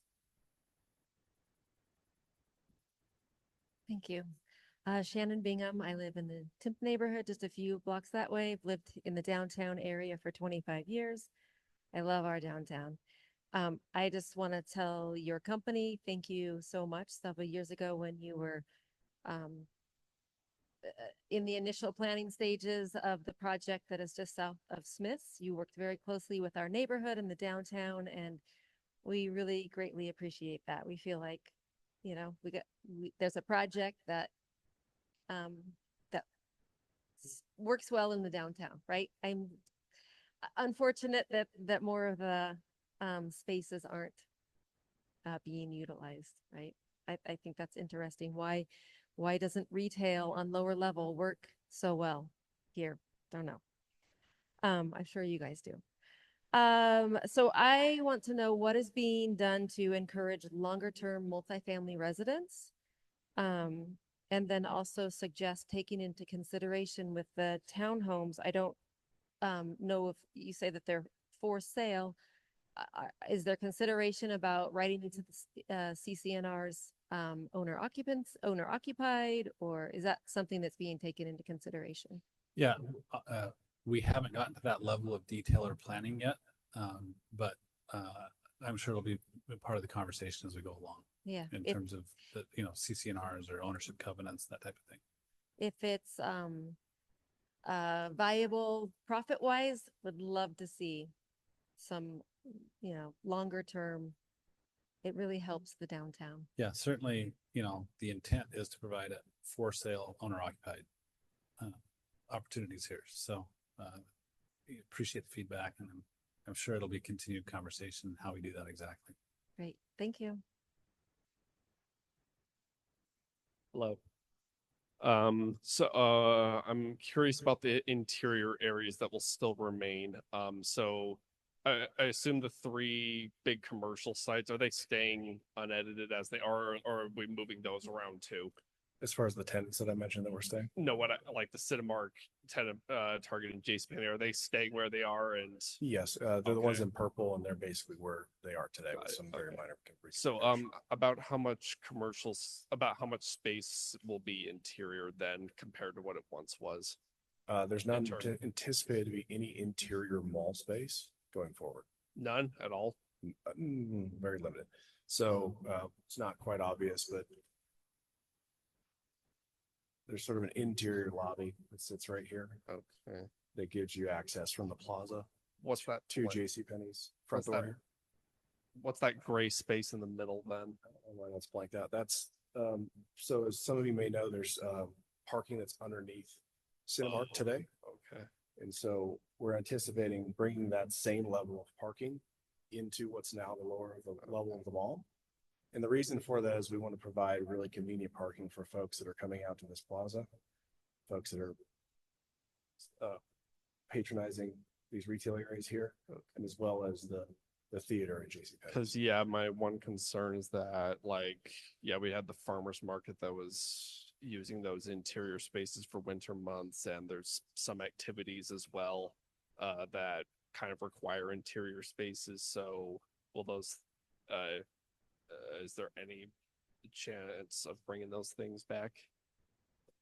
Not as far as the interior mall. Yeah. No, but this plan eliminates the entire interior mall. I mean, there are opportunities for exterior gathering spaces, as we kind of talked about before. This area really is frankly conducive to being temporarily shut down for farmers markets and things like that, for those sorts of activities, potentially weekend activities. Well, I'm thinking though, in the winter though, since everything will be exterior, how will that affect businesses though? Because I mean, especially with bad weather, which it's Utah, it happens. I mean, would that effectively shut down parts of the mall during the worst winter months? Not any more than any of the other shopping centers that are outdoor oriented here. So, there are certainly opportunities. What's not clear here is this, as there's two levels of the mall. So this represents the first level of the mall. As I mentioned, kind of in passing, there's that upper level portion of the mall that sits there that we're anticipating converting into, other commercial uses, whether that's, like I mentioned, co-working or another entertainment or something we'd like to bring to the project. That is an opportunity that's there, that's not quite represented on that, what you see on the screen. Okay. And I'm sorry, I think I misunderstood. Maybe is the train or the front runner tracks being relocated, or I don't believe so. so.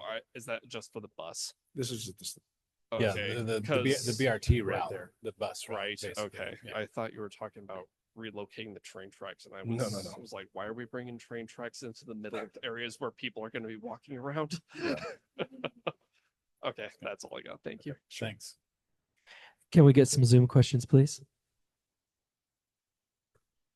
Yes. Okay. First, what is the plan for apartments and the parking for the apartments? Is there basement or underground parking, or is it going to be street parking? Yeah, so there will be a variety of parking options.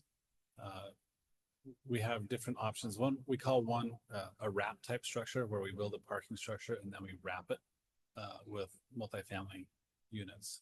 Sometimes it's called the Texas donut, but it's basically a wrapped parking structure with units. The other one that we use sometimes is called podium, where we build a parking structure and then we put the structure, the apartment units on top of the parking structure, and then we wrap the parking itself with a screening material, or we could even put apartment units. A lot of those details are not completely worked out, but it will be in probably one of those two configurations, either a wrapped parking structure or a podium style parking structure. And we'll work out some of those details as we advance. To follow up on that, are any of the buildings on this map right here one or the other of those plans? Yep. So that is what we would consider like a podium style, where you see, the apartment units, they're sitting on top of a parking structure.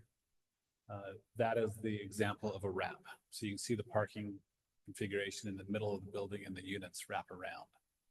So we've contemplated both on this plan, and some of it's going to be cost driven. There's cost differences between the two types of parking, and so we evaluate as we go through what that cost is. One additional comment to that is that we do anticipate that all the parking for the multifamily will happen within the confines of the residential area, and it's not borrowing parking from the commercial side. So I might help clarify that a little bit. Can we get another couple of Zoom questions, please? Yes. Okay. This is not a question, but a comment. I would like to recommend a warming center and a winter get together space. I don't know if you want to, that's not exactly a question. Real quick, I will say, living here locally in Utah, we're seeing examples of these outdoor malls newly built. So there's a group called Center Cal. They're a developer. They built projects in Riverton and Farmington recently. So one in Riverton is called Mountain View Village. It has a very similar outdoor shopping type experience as this. And then Farmington Station up in Farmington, again, has an outdoor shopping experience very similar to this. And they've both been very successful. And so we've gotten hardier, I guess. I don't know, or it's gotten warmer, one of the two. Okay, and then another question. Were there plans for development for the area underneath the target? Yes, as I mentioned, we anticipate some larger format retail will eventually go there based on leasing activity, but we think that's a good synergy of uses between the large format retail and targets. We do anticipate that's. Just to clarify that the question has actually been answered, were they referring to the orange space next to the Target or actually underneath? My understanding is that Target is using underneath as their stock room.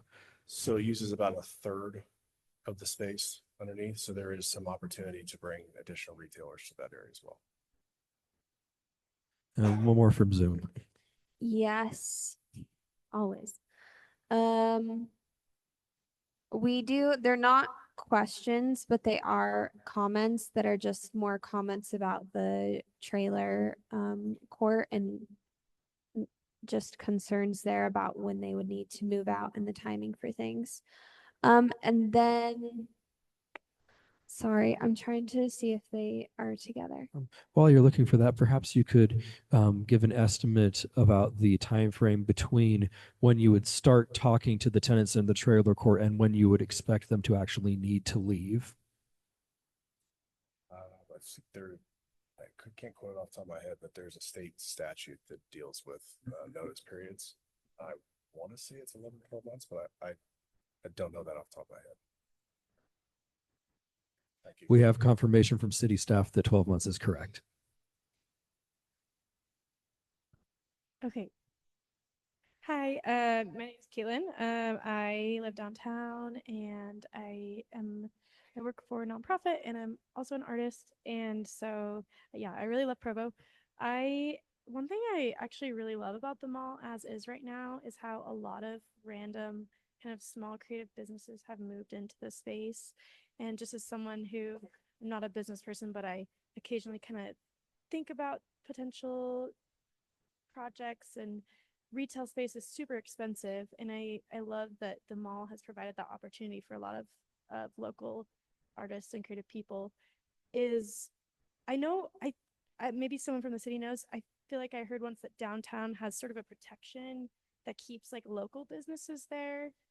Is there anything like that that you guys are planning on doing to kind of help support those smaller local businesses to really keep that like local community feel in the area? I'm not aware of that downtown, so I'd have to be. I also might be wrong about that. But I mean, is there anything that you guys will be doing on your end, like to kind of reserve spaces for that or incentivize those kinds of things? I mean, through our anticipated discussions with each of the tenants, I think we'd, as I said, love to find opportunities to bring some of those people back if they think it's the right fit for the business and it ultimately is the right fit and configuration and economics for everybody. So a little difficult to talk about that in the abstract. But we always want to see, tenants that fit and are part of the long-term vision come back to the project. Yeah. Can I ask another kind of related question? I also work a lot with families who live in the South Franklin neighborhood, and that is probably one of the most affordable neighborhoods in Provo. And I don't know a lot about properties, but I know having this great new space could drive up the value of the neighborhood. I guess maybe this is also more a general question for other people, but do you foresee this like affecting the affordability of the surrounding neighborhoods? I can't specifically see that happening. You know, certainly we're going to make a major investment at this location. Could that elevate property values in the surrounding neighborhood? I think that's highly possible. What does that mean in terms of affordability? I don't know, right? Because we don't own those properties and whatnot. But you know, I think, you know, we'll be making a sizable investment for sure. And I mean, natural losses, if you make a change, there's an effect, and so I guess to be seen, but don't know how to prognosticate exactly how that would work. Okay, thanks. I live in the trail park. So are we talking years? Months? What? It certainly would be months. This process will take a good deal of time. And then, as I mentioned, I believe there's a statute that requires at least a year's worth of notice. So, I mean, there will be time to work through this process and understand how it's going to impact, you know, a variety of folks. And I'm not callous to the fact that this is going to impact people. Yeah.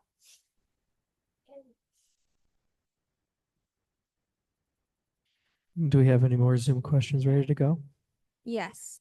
So these are kind of connected. Could the smaller housing be located near existing single and dual family residents and then gradually transition to the larger buildings near the commercial space? And similarly, on positioning of housing, the townhome section seems isolated without any good road directly to the activated space. The trail's a good start, but is it possible to integrate that neighborhood a little better so it feels more functional? As a side note to that, there's currently a hill between the circle road and the trailer park. So if you're going to connect it, you're going to have to do some kind of ground leveling. There's a very significant grade change between here and here, and also a very significant grade change between here and here. So I mean, we are, part of the reason it's designed the way that it is, you know, it's cost prohibitive to try to level everything. So we are allowing for different sort of grades to happen in ebb and flow as part of the plan here. Okay, so, okay, it's on, yeah. I would echo the concern about the mobile home park. It's really hard, I'm sure you guys know, to find affordable housing. And I'm sure the people that live there, that's pretty affordable for them. And so I do have that concern. I think I know the answer to this, but is there any plan in which that mobile home park stays that you guys foresee? It's hard for me to Probably speculate.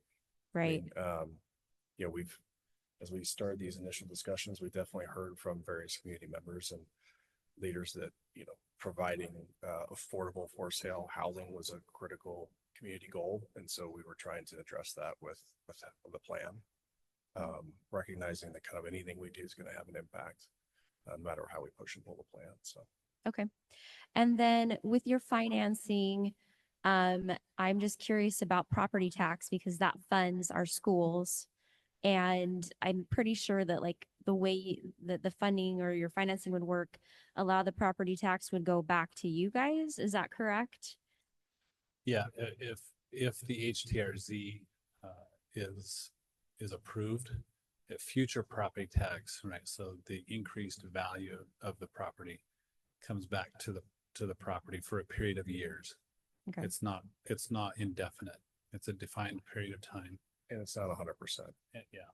Okay. Do you know what percentage it is? It's 80%. Yeah, 80 statutorily. Yeah, 80% or something. Don't quote me, but I believe that's what the statute is. Okay. For a certain amount of years, you would get 80%. Just because that is a little concerning with the potential bigger burden on Provo school districts because of the people moving in and not getting that extra property tax to sort of pay for those students. Sure. So, I mean, I love this project. I live just west of here, but there are some concerns. So thanks. Hello, I'm Quincy Houghton. I live just north in the Timp neighborhood, and I also have a small business on Center Street. It's one, how did you phrase it? Like retail on the street. And I frequently wish that there was housing above me because that would be really cool.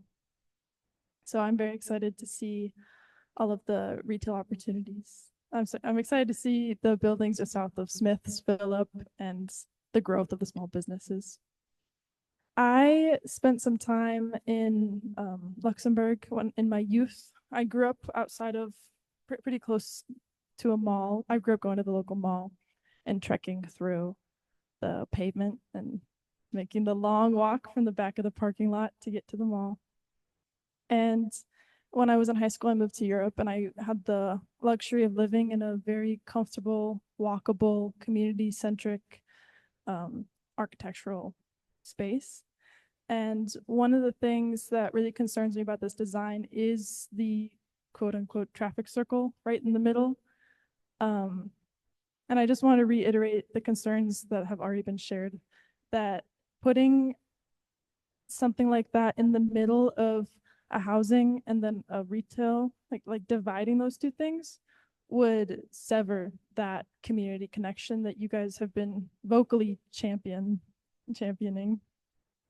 that you've been saying that you advocate for. But when I look at the space, I just don't see the community aspect there.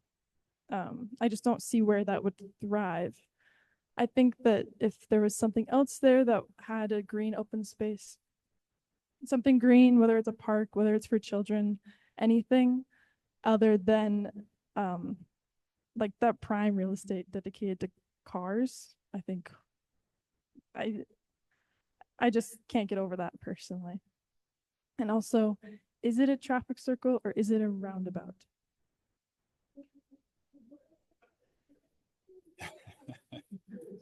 I'm officially stumped. I don't know. I believe traffic circles have traffic lights and roundabouts do not. This would be a roundabout. Okay. Yeah. Thank you. Like to get some more Zoom questions. Okay.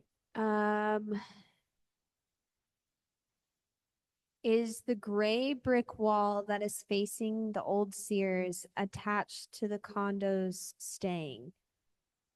I think I know what this question is about because I'm also one of your neighbors. And on the property line between the north end of Town Center and both Peachtree and Sunrise, that whole north end on both sides of Freedom Boulevard, there is a gray cinder block wall that has been not there on the property line where the mouse is going south. Yeah, just going south all the way around the corner, down, and then on the other side of Freedom Boulevard, it's still there as well. Right over there. Yep, going down from there.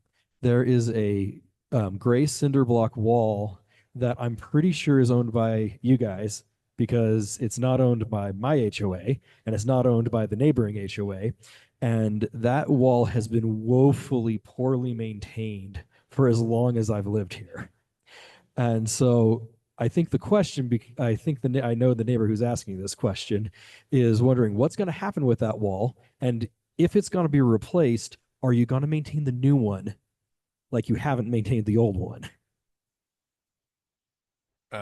This is the first I'm hearing about it, so let me look into it. And I don't know Fair. a good answer, but I will write it down and we can follow up.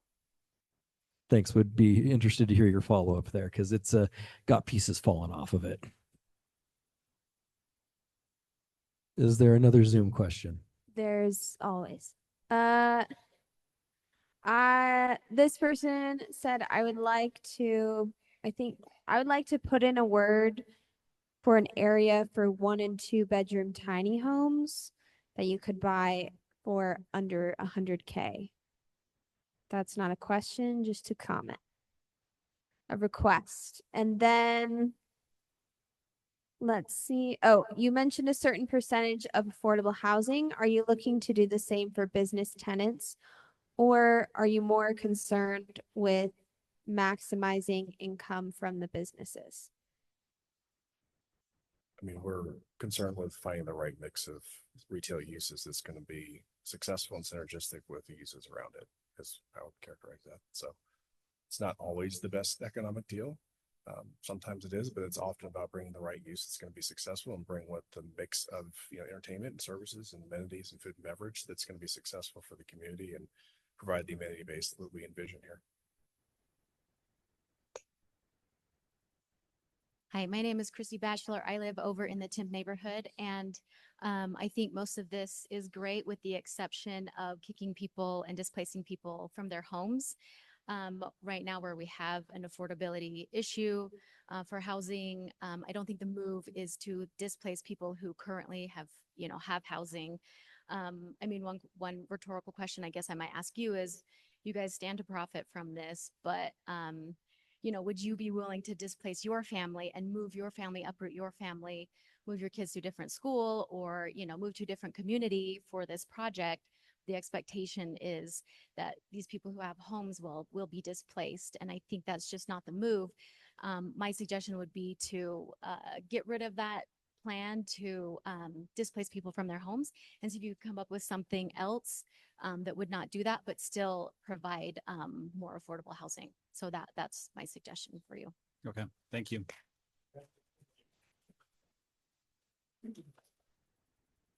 Hello, gentlemen. David Whipple is my name. I've been here since 1997, a owner in the Joaquin area. I love my community. I've fought for it. The parking, I've fought for. With the city, I know the problems that you guys are going to have with this already. And the big thing is, from already I've been telling everyone, watch out the occupancy level, owner occupancy, because that's where we'll fight you from. We don't want to see a bunch of, we realize, students need places to live, but we need families. Look around, it's all rental. And we need people to live here and enjoy the place. And so that's one big thing. We're going to look at the occupancy level. The other thing is the property tax, going back to you guys. That's unfair. My taxes are going to go up just because of this with the water. My water taxes are going to go up. I don't know where you're going to get the water from this and for this. You're putting in all these businesses and all of that. Let's see in the plan where you're coming up with the water, because that's going to be my question to the city. Thank you.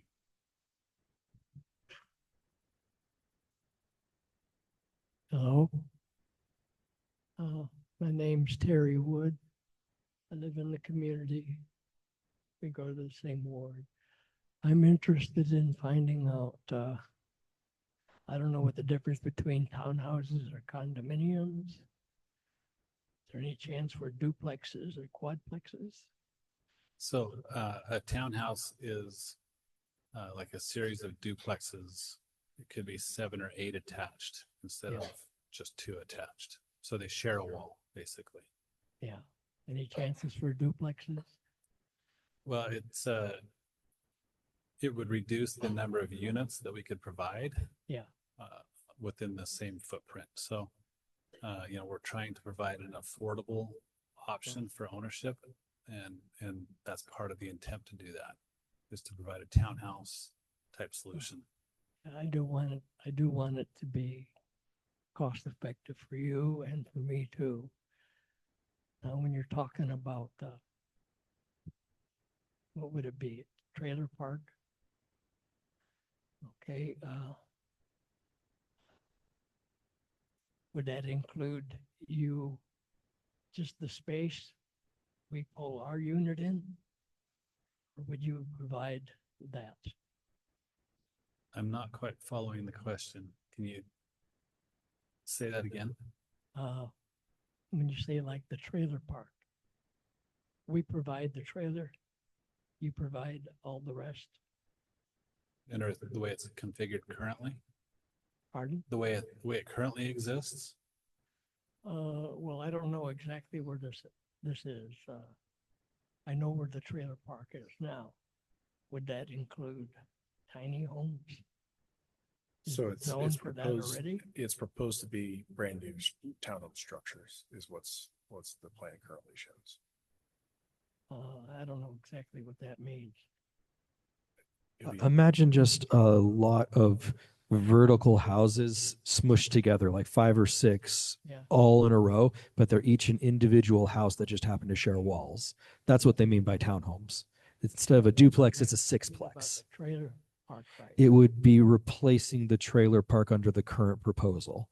All the trailer park people in this current proposal would have to move, given the notice that they talked about earlier in the meeting. That's the current proposal. So it wouldn't be trailer park anymore. Right.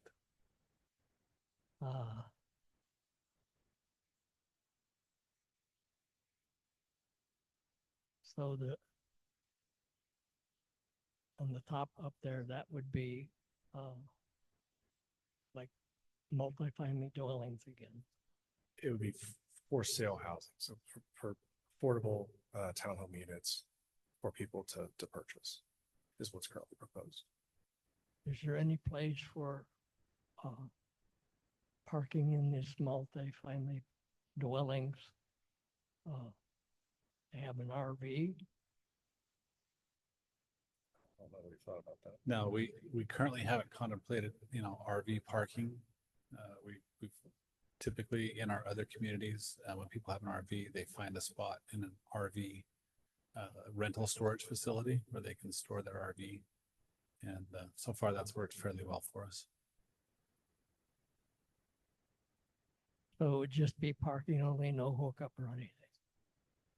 Parking for the residents, yes. For the RV in and of itself? Sorry, what was that? For the RV itself, like if I had a multifamily dwelling of any kind, would I be able to have room for a parked IV also? Not in this current plan. I think what Robert's referencing is there's other facilities, I think, that facilitate RV parking. But it would just be parking, not lived in. Correct. Yeah.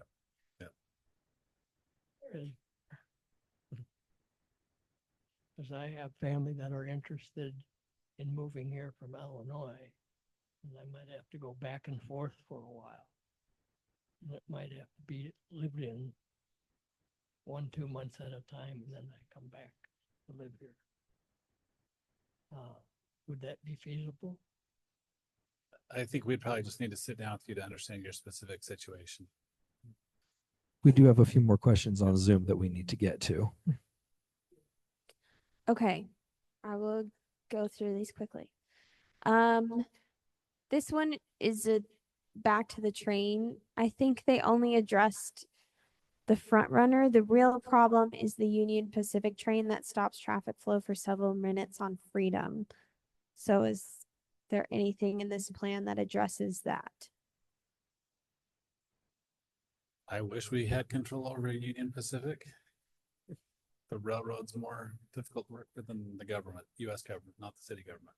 So. Thank you.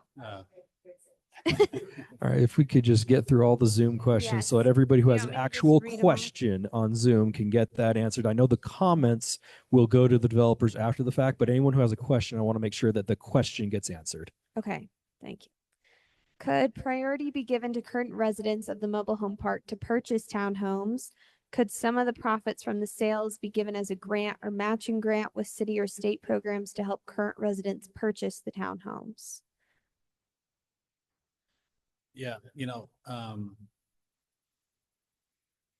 so I don't want to be a broken record. We're early in the process. I think those are good suggestions. I think, part of that can be a part of the conversation as we go forward. We're certainly interested in doing everything we can to Justin's point, to understand that this is impacting people's lives. So to the extent we can work with local, with the residents and with the city and, what other resources might be available to help assist with that, we're certainly here to be a part of the conversation and the solution. Okay. Would they consider buying our trailers to help us out? we'd have to look at each individual situation. I think it's going to be on a case by case basis as to what's the best path for each resident. Okay. There's a lot. There's like 4 more. Do you want me to Go through them. Okay. I want everyone who has a question to have their question answered. Okay. That's Is what we're it- here for today. Is it possible? Is it possible that the kind of person who would move into this development potentially be the same kind of person who would otherwise be renting in other surrounding neighborhoods, driving up the rent prices elsewhere? In other words, is it possible that attracting the big spenders to this development will keep them from pricing out residents in surrounding areas? You know, I think a similar question was asked earlier. I don't know, specifics of surrounding areas or what rent structures are. I think, people will pay for the value.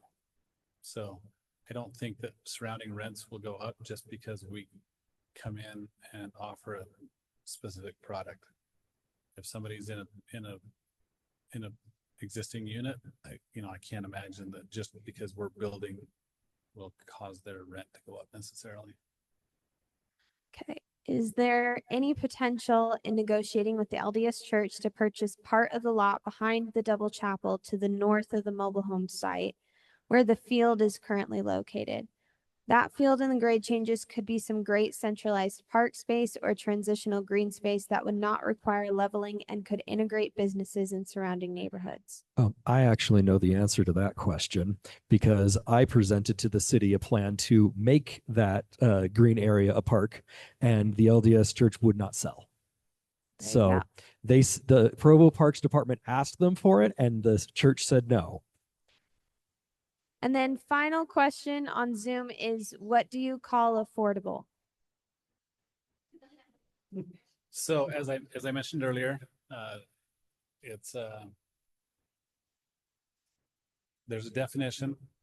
It's called area median income, and so the definition is 80% affordability means that somebody who makes 80% of the area median income spends no more than 1/3 of their income on rent.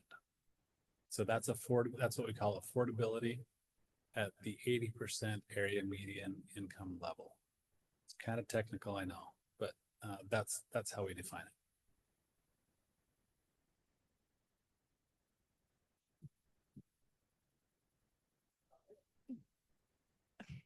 Sorry, I lost it.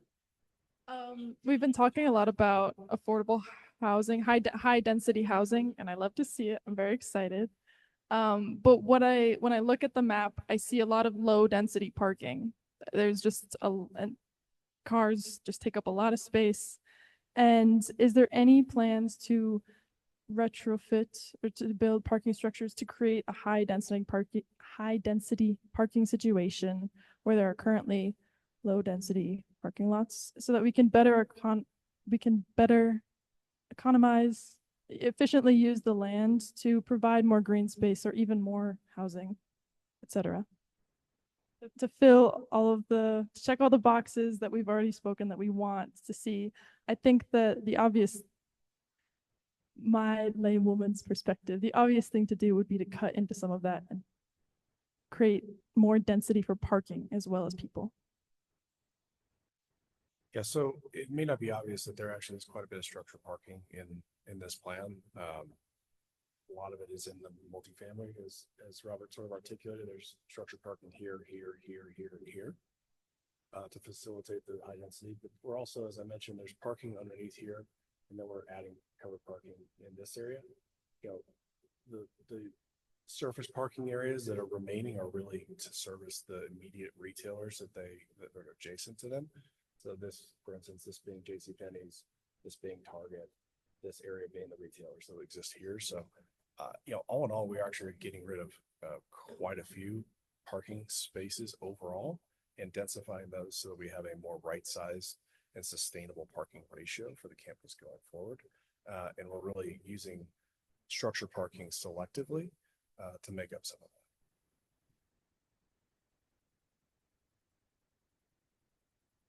This will need to be our last comment. They have stayed 45 minutes over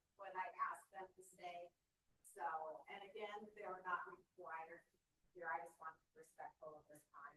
If I can have you be the last, then I know, Chair President.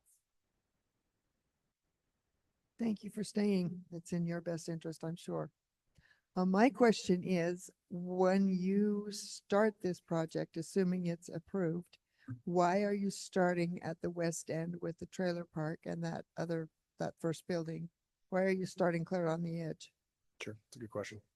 So it's really, we think the phasing of the multifamily is going to be this area here, and then this area here, and lastly in the middle. Sorry, do I need to say that again? No, it just doesn't make sense because your center of interest is not at the edges. And those are the most vulnerable people that you're booting out first. So the reason that we're phasing it the way that we are is because as these phases come in, the surface parking will remain, and we'll take away the surface parking lots on a phase by phase basis. And so we're trying to maintain the surface parking in this area that's closest to the customers that are coming in for the retail use to be as convenient as possible for as long as possible. And also allow for, as the market kind of grows and matures, that this facilitates some of the more dense product happening last. So that's the reason. Okay, and let me second that suggestion of maybe rehousing those people in the trailer homes into some of that townhome. They're the most vulnerable. I had one more idea. If you must have that traffic circle, can you put bridges for people? We can look at that. We haven't looked at that. We'd really like to keep, I mean, part of what we're trying to do is keep people all at one level. When we start separating the levels, you know. Well, but you can't keep them in the level with the cars. Well, it's been done really successfully other places, and I think we can provide some specifics on just how that is done well. Yeah. Well, I had like 5 questions written down, but luckily some of them have already been answered. So I just want to make this one point.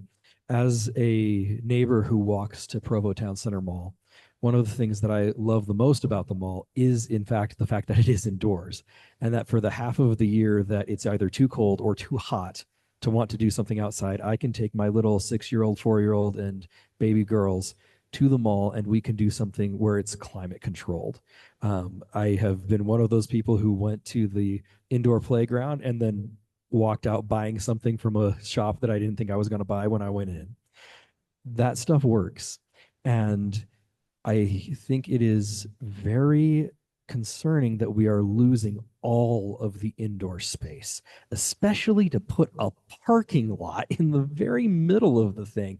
That's your plaza. That's the connection point. That's where everything needs to come together. And that's a place where you can keep some covered amenities. Like if you go to University Place, there is an amazing indoor playground, way better than the one at Towne Centre. You put something like that in the middle, that's going to connect the community. That's where you can put green space. That's where you can put something that is indoor, that is usable every day of the year. And that middle spot, instead of putting more parking there, which is the last thing we need, because the parking you're replacing, I love that you're replacing the Seagull Convention Center. There's all those seagulls out there, the only ones using the parking a lot. They don't need it. This is better than that. You don't need parking in the center of that. That is the heart of your community, and that should be the beating heart of your community. Put something awesome there that everybody wants to go to, and this will be the most successful redevelopment you've ever done. Thank you for being here tonight. Thank you.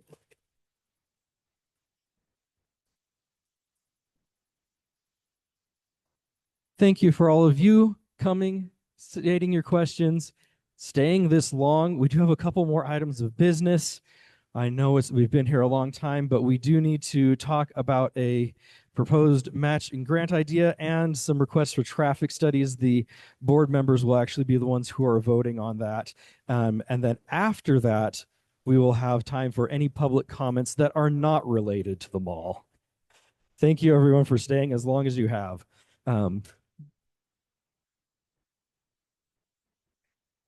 Okay, just to let you know next steps. People have asked about this, like, what do we do now? So this will go to the planning commission and then to the city council to approve the general plan amendment and the zone change. And they're still going through the review process. That's why they kept saying, I can't give you a time frame. I can't give you a time frame. They don't know how long the city is going to ask them to change their plans based on the review process. Sometimes it's 6 weeks, sometimes it's 2 years. So that's why they can't give an answer. But once they pass all the reviews, it'll go to the planning commission and you can give public comment at the planning commission meeting. And then after it goes to the planning commission, it goes to the city council and you can give public comment at the city council meeting. You can also email the planning commission and the city council. I also have online, if you want to submit feedback online, which goes to the city council, opencityhall.provo.org.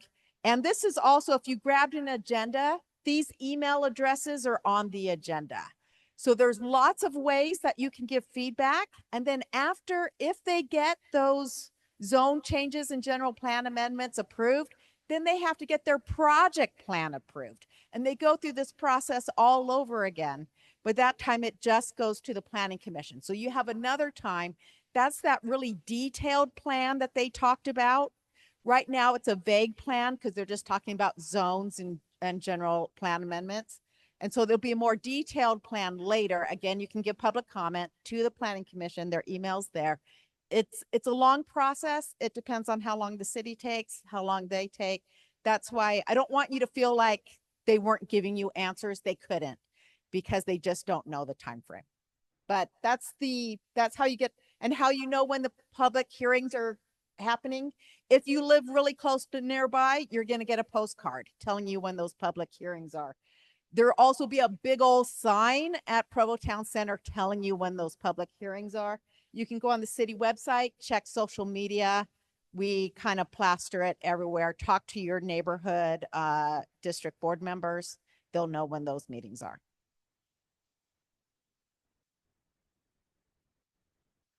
All right, can we get the slides up for those next few items of business we have?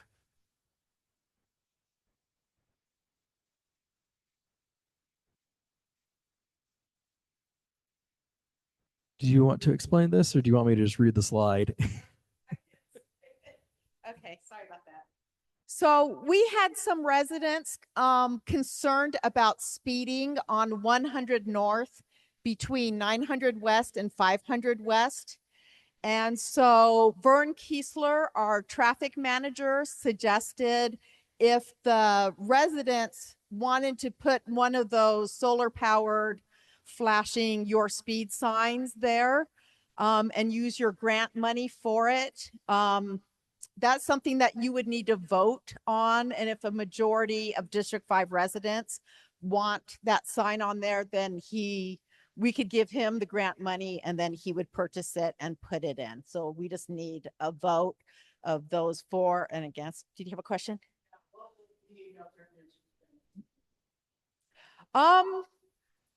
I mean, you get $7,000. You can earn up to $7,500 in grant money, which you can use to beautify your neighborhood. For example, the re-landscaping by Fresh Market, those kind of matching grant funds. And so this would take about half of it for this year. So it just depends if you want to do it. You can even say, you know what, let's hold off, see if we have a better idea. And if we don't come up with a better idea, then we can still do this. But if people have ideas, then we can do it. Susan? Yes. Do we have any current matching grant proposals for this fiscal year? Don't have it. The one we had fell through, the landscape. Well, since we don't have any other matching grant proposals, I will call for a vote on this one. All who are in favor of using this grant money for this purpose, please raise your hands. Okay. Oh, well, I'm trying out. 1 on Zoom. 2. 9. I have 9 here. Any opposed? Got 2 opposed. Go ahead. Yes, it has. We brought it up in several meetings. They did a traffic study, and there's big problems there. They brought it up several times.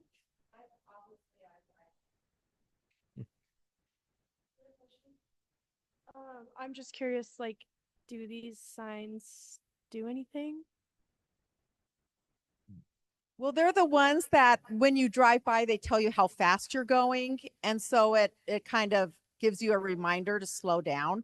Whether or not people in your area are slowing down, that's up to them. But a lot of neighborhoods use it for reducing speed. It does remind people, it kind of gives them, oh, I'm going way too fast. On 2230, that hill that goes up to the old Provo Temple, they have one of these and it did help slow down speeds. They like did a study and then they did one again after the sign and it did slow down people.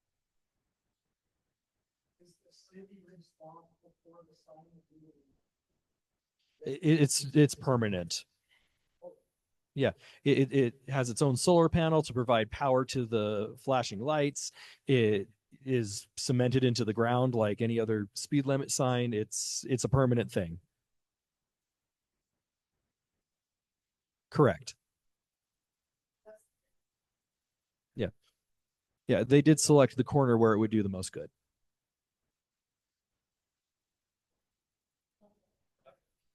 Hi, neighbors. I am not part of Pursuit 5. My opinion doesn't really matter, but I'd love to just state what Malia said about gathering data. They do a study prior and they do a study post, being that the sign does not actually collect active data. It's just a friendly reminder to your neighbors. Correct, Malia? Yeah, they actually have to put out a radar thing to do a traffic study, and he doesn't have that out there permanently. So if we wanted to do another traffic study, that would be a separate thing to do afterwards. That's correct.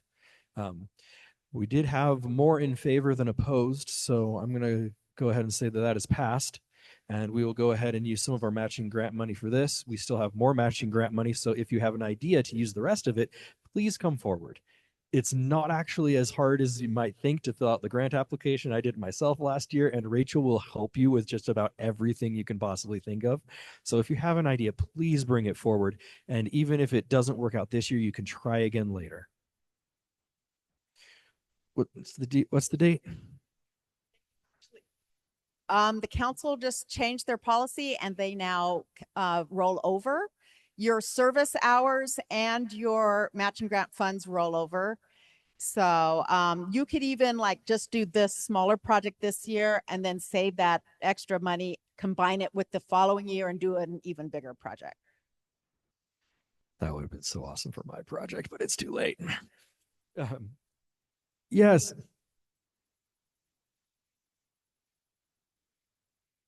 Oh, I'd have to look that up. Yeah, they were just counting traffic. They weren't counting pedestrians specifically, to the best of my knowledge. Okay, that item is done. Let's move to the next. We have 3 other traffic studies that we could do. What was your question?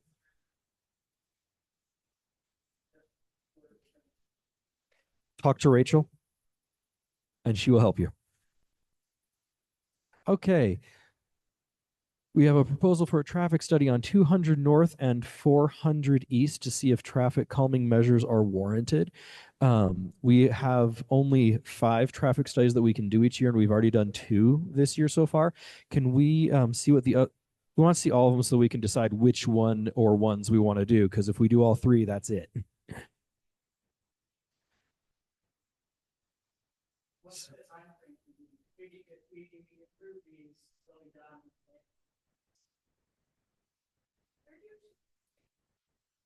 They're usually done within about a month or 2. So yeah, short time on that. But yeah, but this would be, we're only allowed 3 more traffic studies until this next January. So we kind of want to decide, these are the ones that have been requested in past meetings. And so do we want to use them on these three right now, or do you feel like some of these aren't really warranted?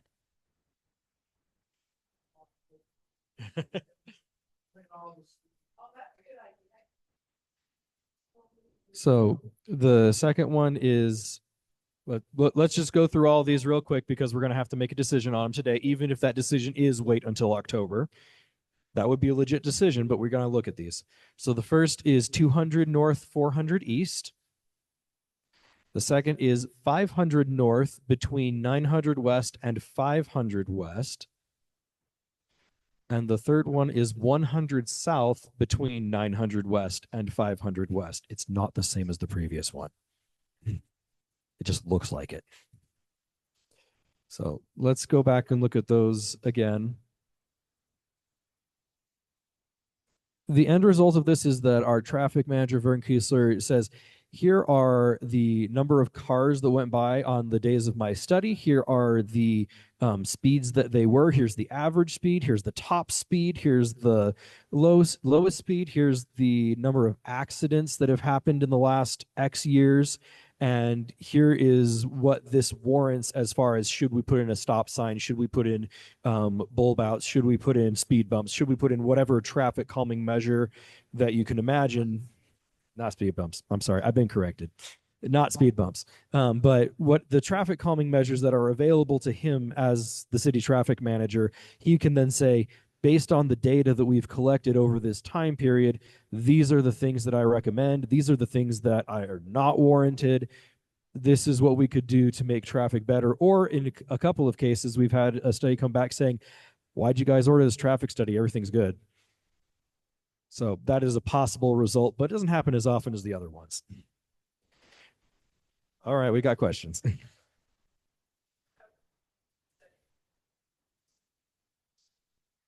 You want to amplify my loud voice?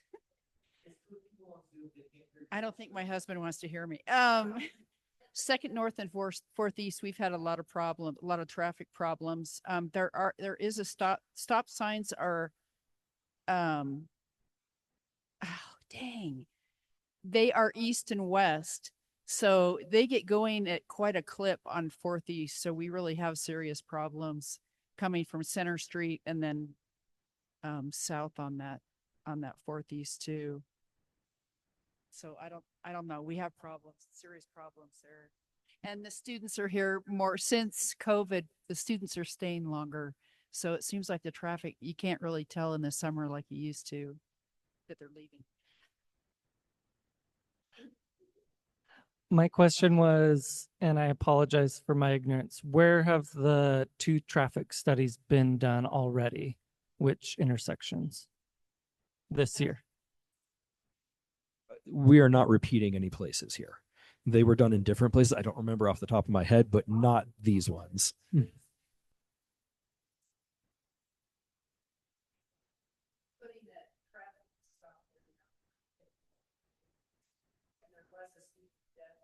Right. So the ones that were done in 2025 were 100 south and 1000 west, and then 700 east. They did a study, and they did a bunch in 2024. You did 8 in 2024, which is probably why Vern is limiting us to 5.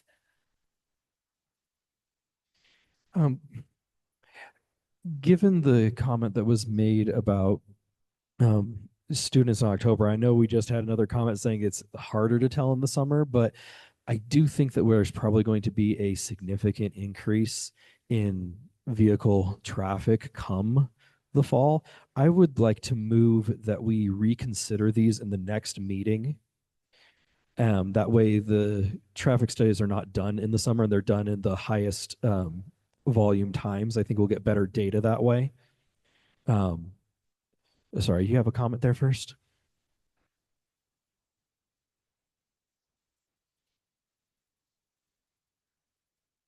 I just wanted to make a comment. When they closed down the bridge on 820 North, that's going to redirect a lot of the traffic to 500 West, 500 North. Sorry, I have a hard time with the numbers and stuff. But so if we have a traffic study later, that might skew it, but it would still be in the benefit of that community there. I'm hearing stories from parents having to throw their bodies between cars and kids right at that intersection at Timpanogos. And even without the bridge being closed, the speeds there are really high. And I would like an accurate traffic study done later, but it might be influenced by the bridge. But even if it's influenced by the bridge, I think it would be for our benefit. So you're saying we should still do it later, even though the bridge might change it. Yeah, my understanding, you're right. Okay. All right. Can I? Okay. Let's see. We have a comment up here. The street we live on has two of these signs, and what it has done is it gives the kids a chance to see how fast they can get going in so many blocks. Yeah, they race between the signs. We've got two of them on the street, so while you're spending thousands of dollars to put these things in, without no legal enforcement to back it up, it's spending thousands of dollars. Well, we can certainly talk to the police about that. I'm sorry to hear that. Oh.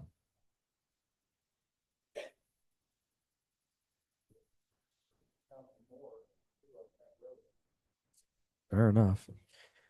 So, all right, that's a second for revisiting this in the next meeting. All in favor of revisiting these in the next meeting? Anyone opposed? Really want to do it now? Okay, we'll bring this back next time. We are now down to public comment. Anyone who would like to comment publicly on something that has not been talked about before, come on up and say your piece. I'll make this brief. So I would like to know, maybe nobody has an answer, but I would like it to be known that I and other people care about this. I'm curious why there's no nightlife on Center Street. Why during the weekdays most businesses close at 9 or 10, and even on Fridays a lot of places close at 10 or 11. This is a college town. I think there's a lot of great opportunity for college students to be doing things late at night on Center Street, but there's nothing there after it gets dark. That is all. Sounds to me like you have a good entrepreneurial opportunity there.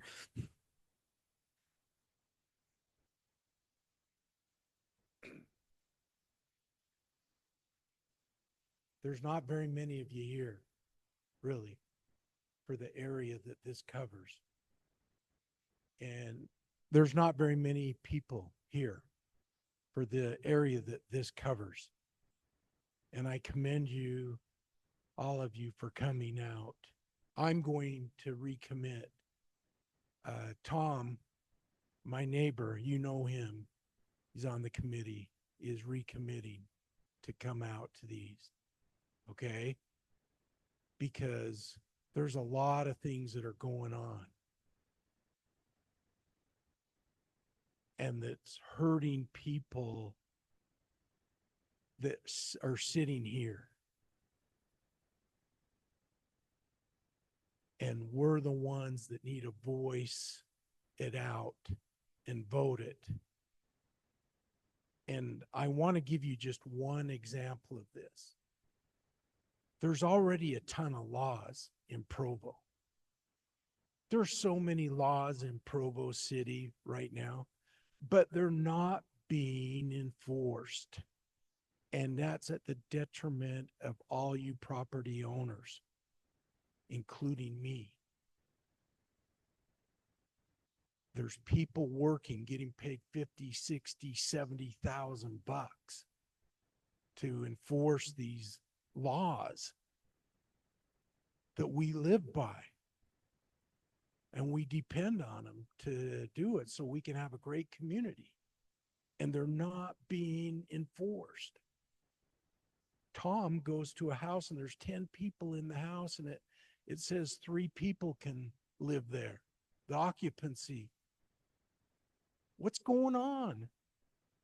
My neighborhood there were 6 people that were allowed to go up into this one place. And I caught them in a red lie to me. They apologized to me. These are people that are getting your tax money.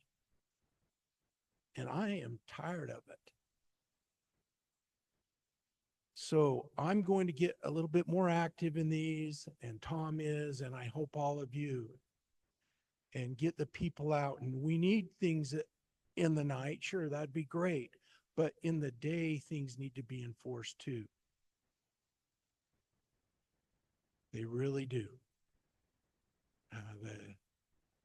There's people right here that are going to be hurt if we don't. And East Bay is just,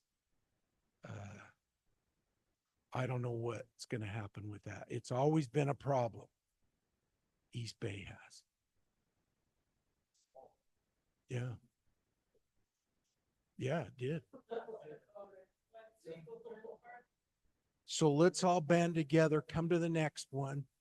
They've kind of dispersed us. You know, we used to have these little communities and could do things now, and they've kind of put us all together, so it's tougher to do things. But I think we still can. And so get to know each other. I'd like to stay after and just talk to you and chat and everything. And thanks for your time, everyone. But let's see what we can do for our communities. Thank you very much. Any other public comments? Oh, yes, there are. Question. Katrice MacKay that's here, that's running again for city council, does an awesome job, by the way. She puts out a newsletter saying what's happening on the weekend. So if you visit the Provo City website, it's on there. On the Provo City app. And it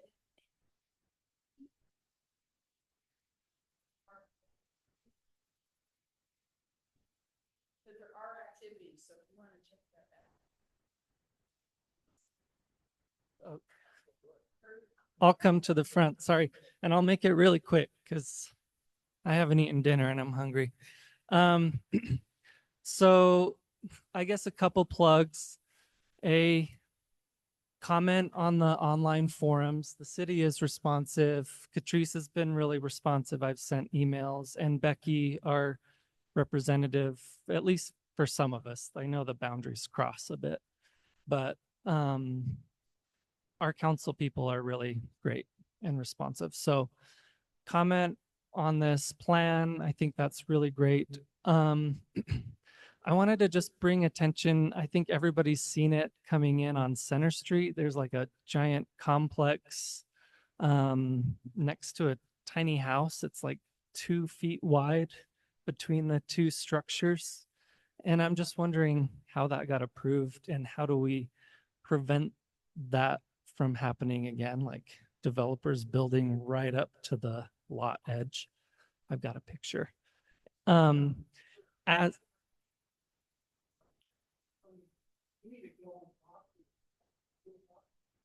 So it's like literally, I don't know if you can see it, but it is literally like 5 feet away from that tiny house. And that's not how our neighborhoods should be. They should feel cohesive and integrated. And I don't want to see something not that extreme over in the mall. Right. And there will be a lot of pressure as we have the Olympics coming, but it gives us a great opportunity to develop our neighborhoods in a smart and integrated and family-friendly way. So just want to put that plug in, stay involved, and thank you. Yes.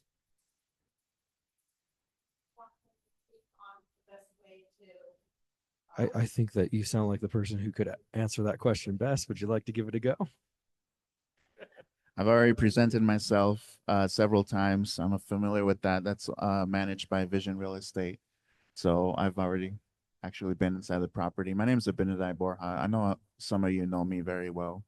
Others, this will be the first time. I have my cards here, so I'm gonna leave them at the table on the outside so each and every one of you can pick it up.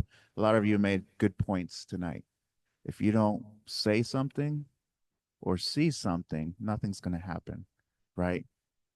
Out of my whole team, I have the most cases. District 5 is the most unique district in the city.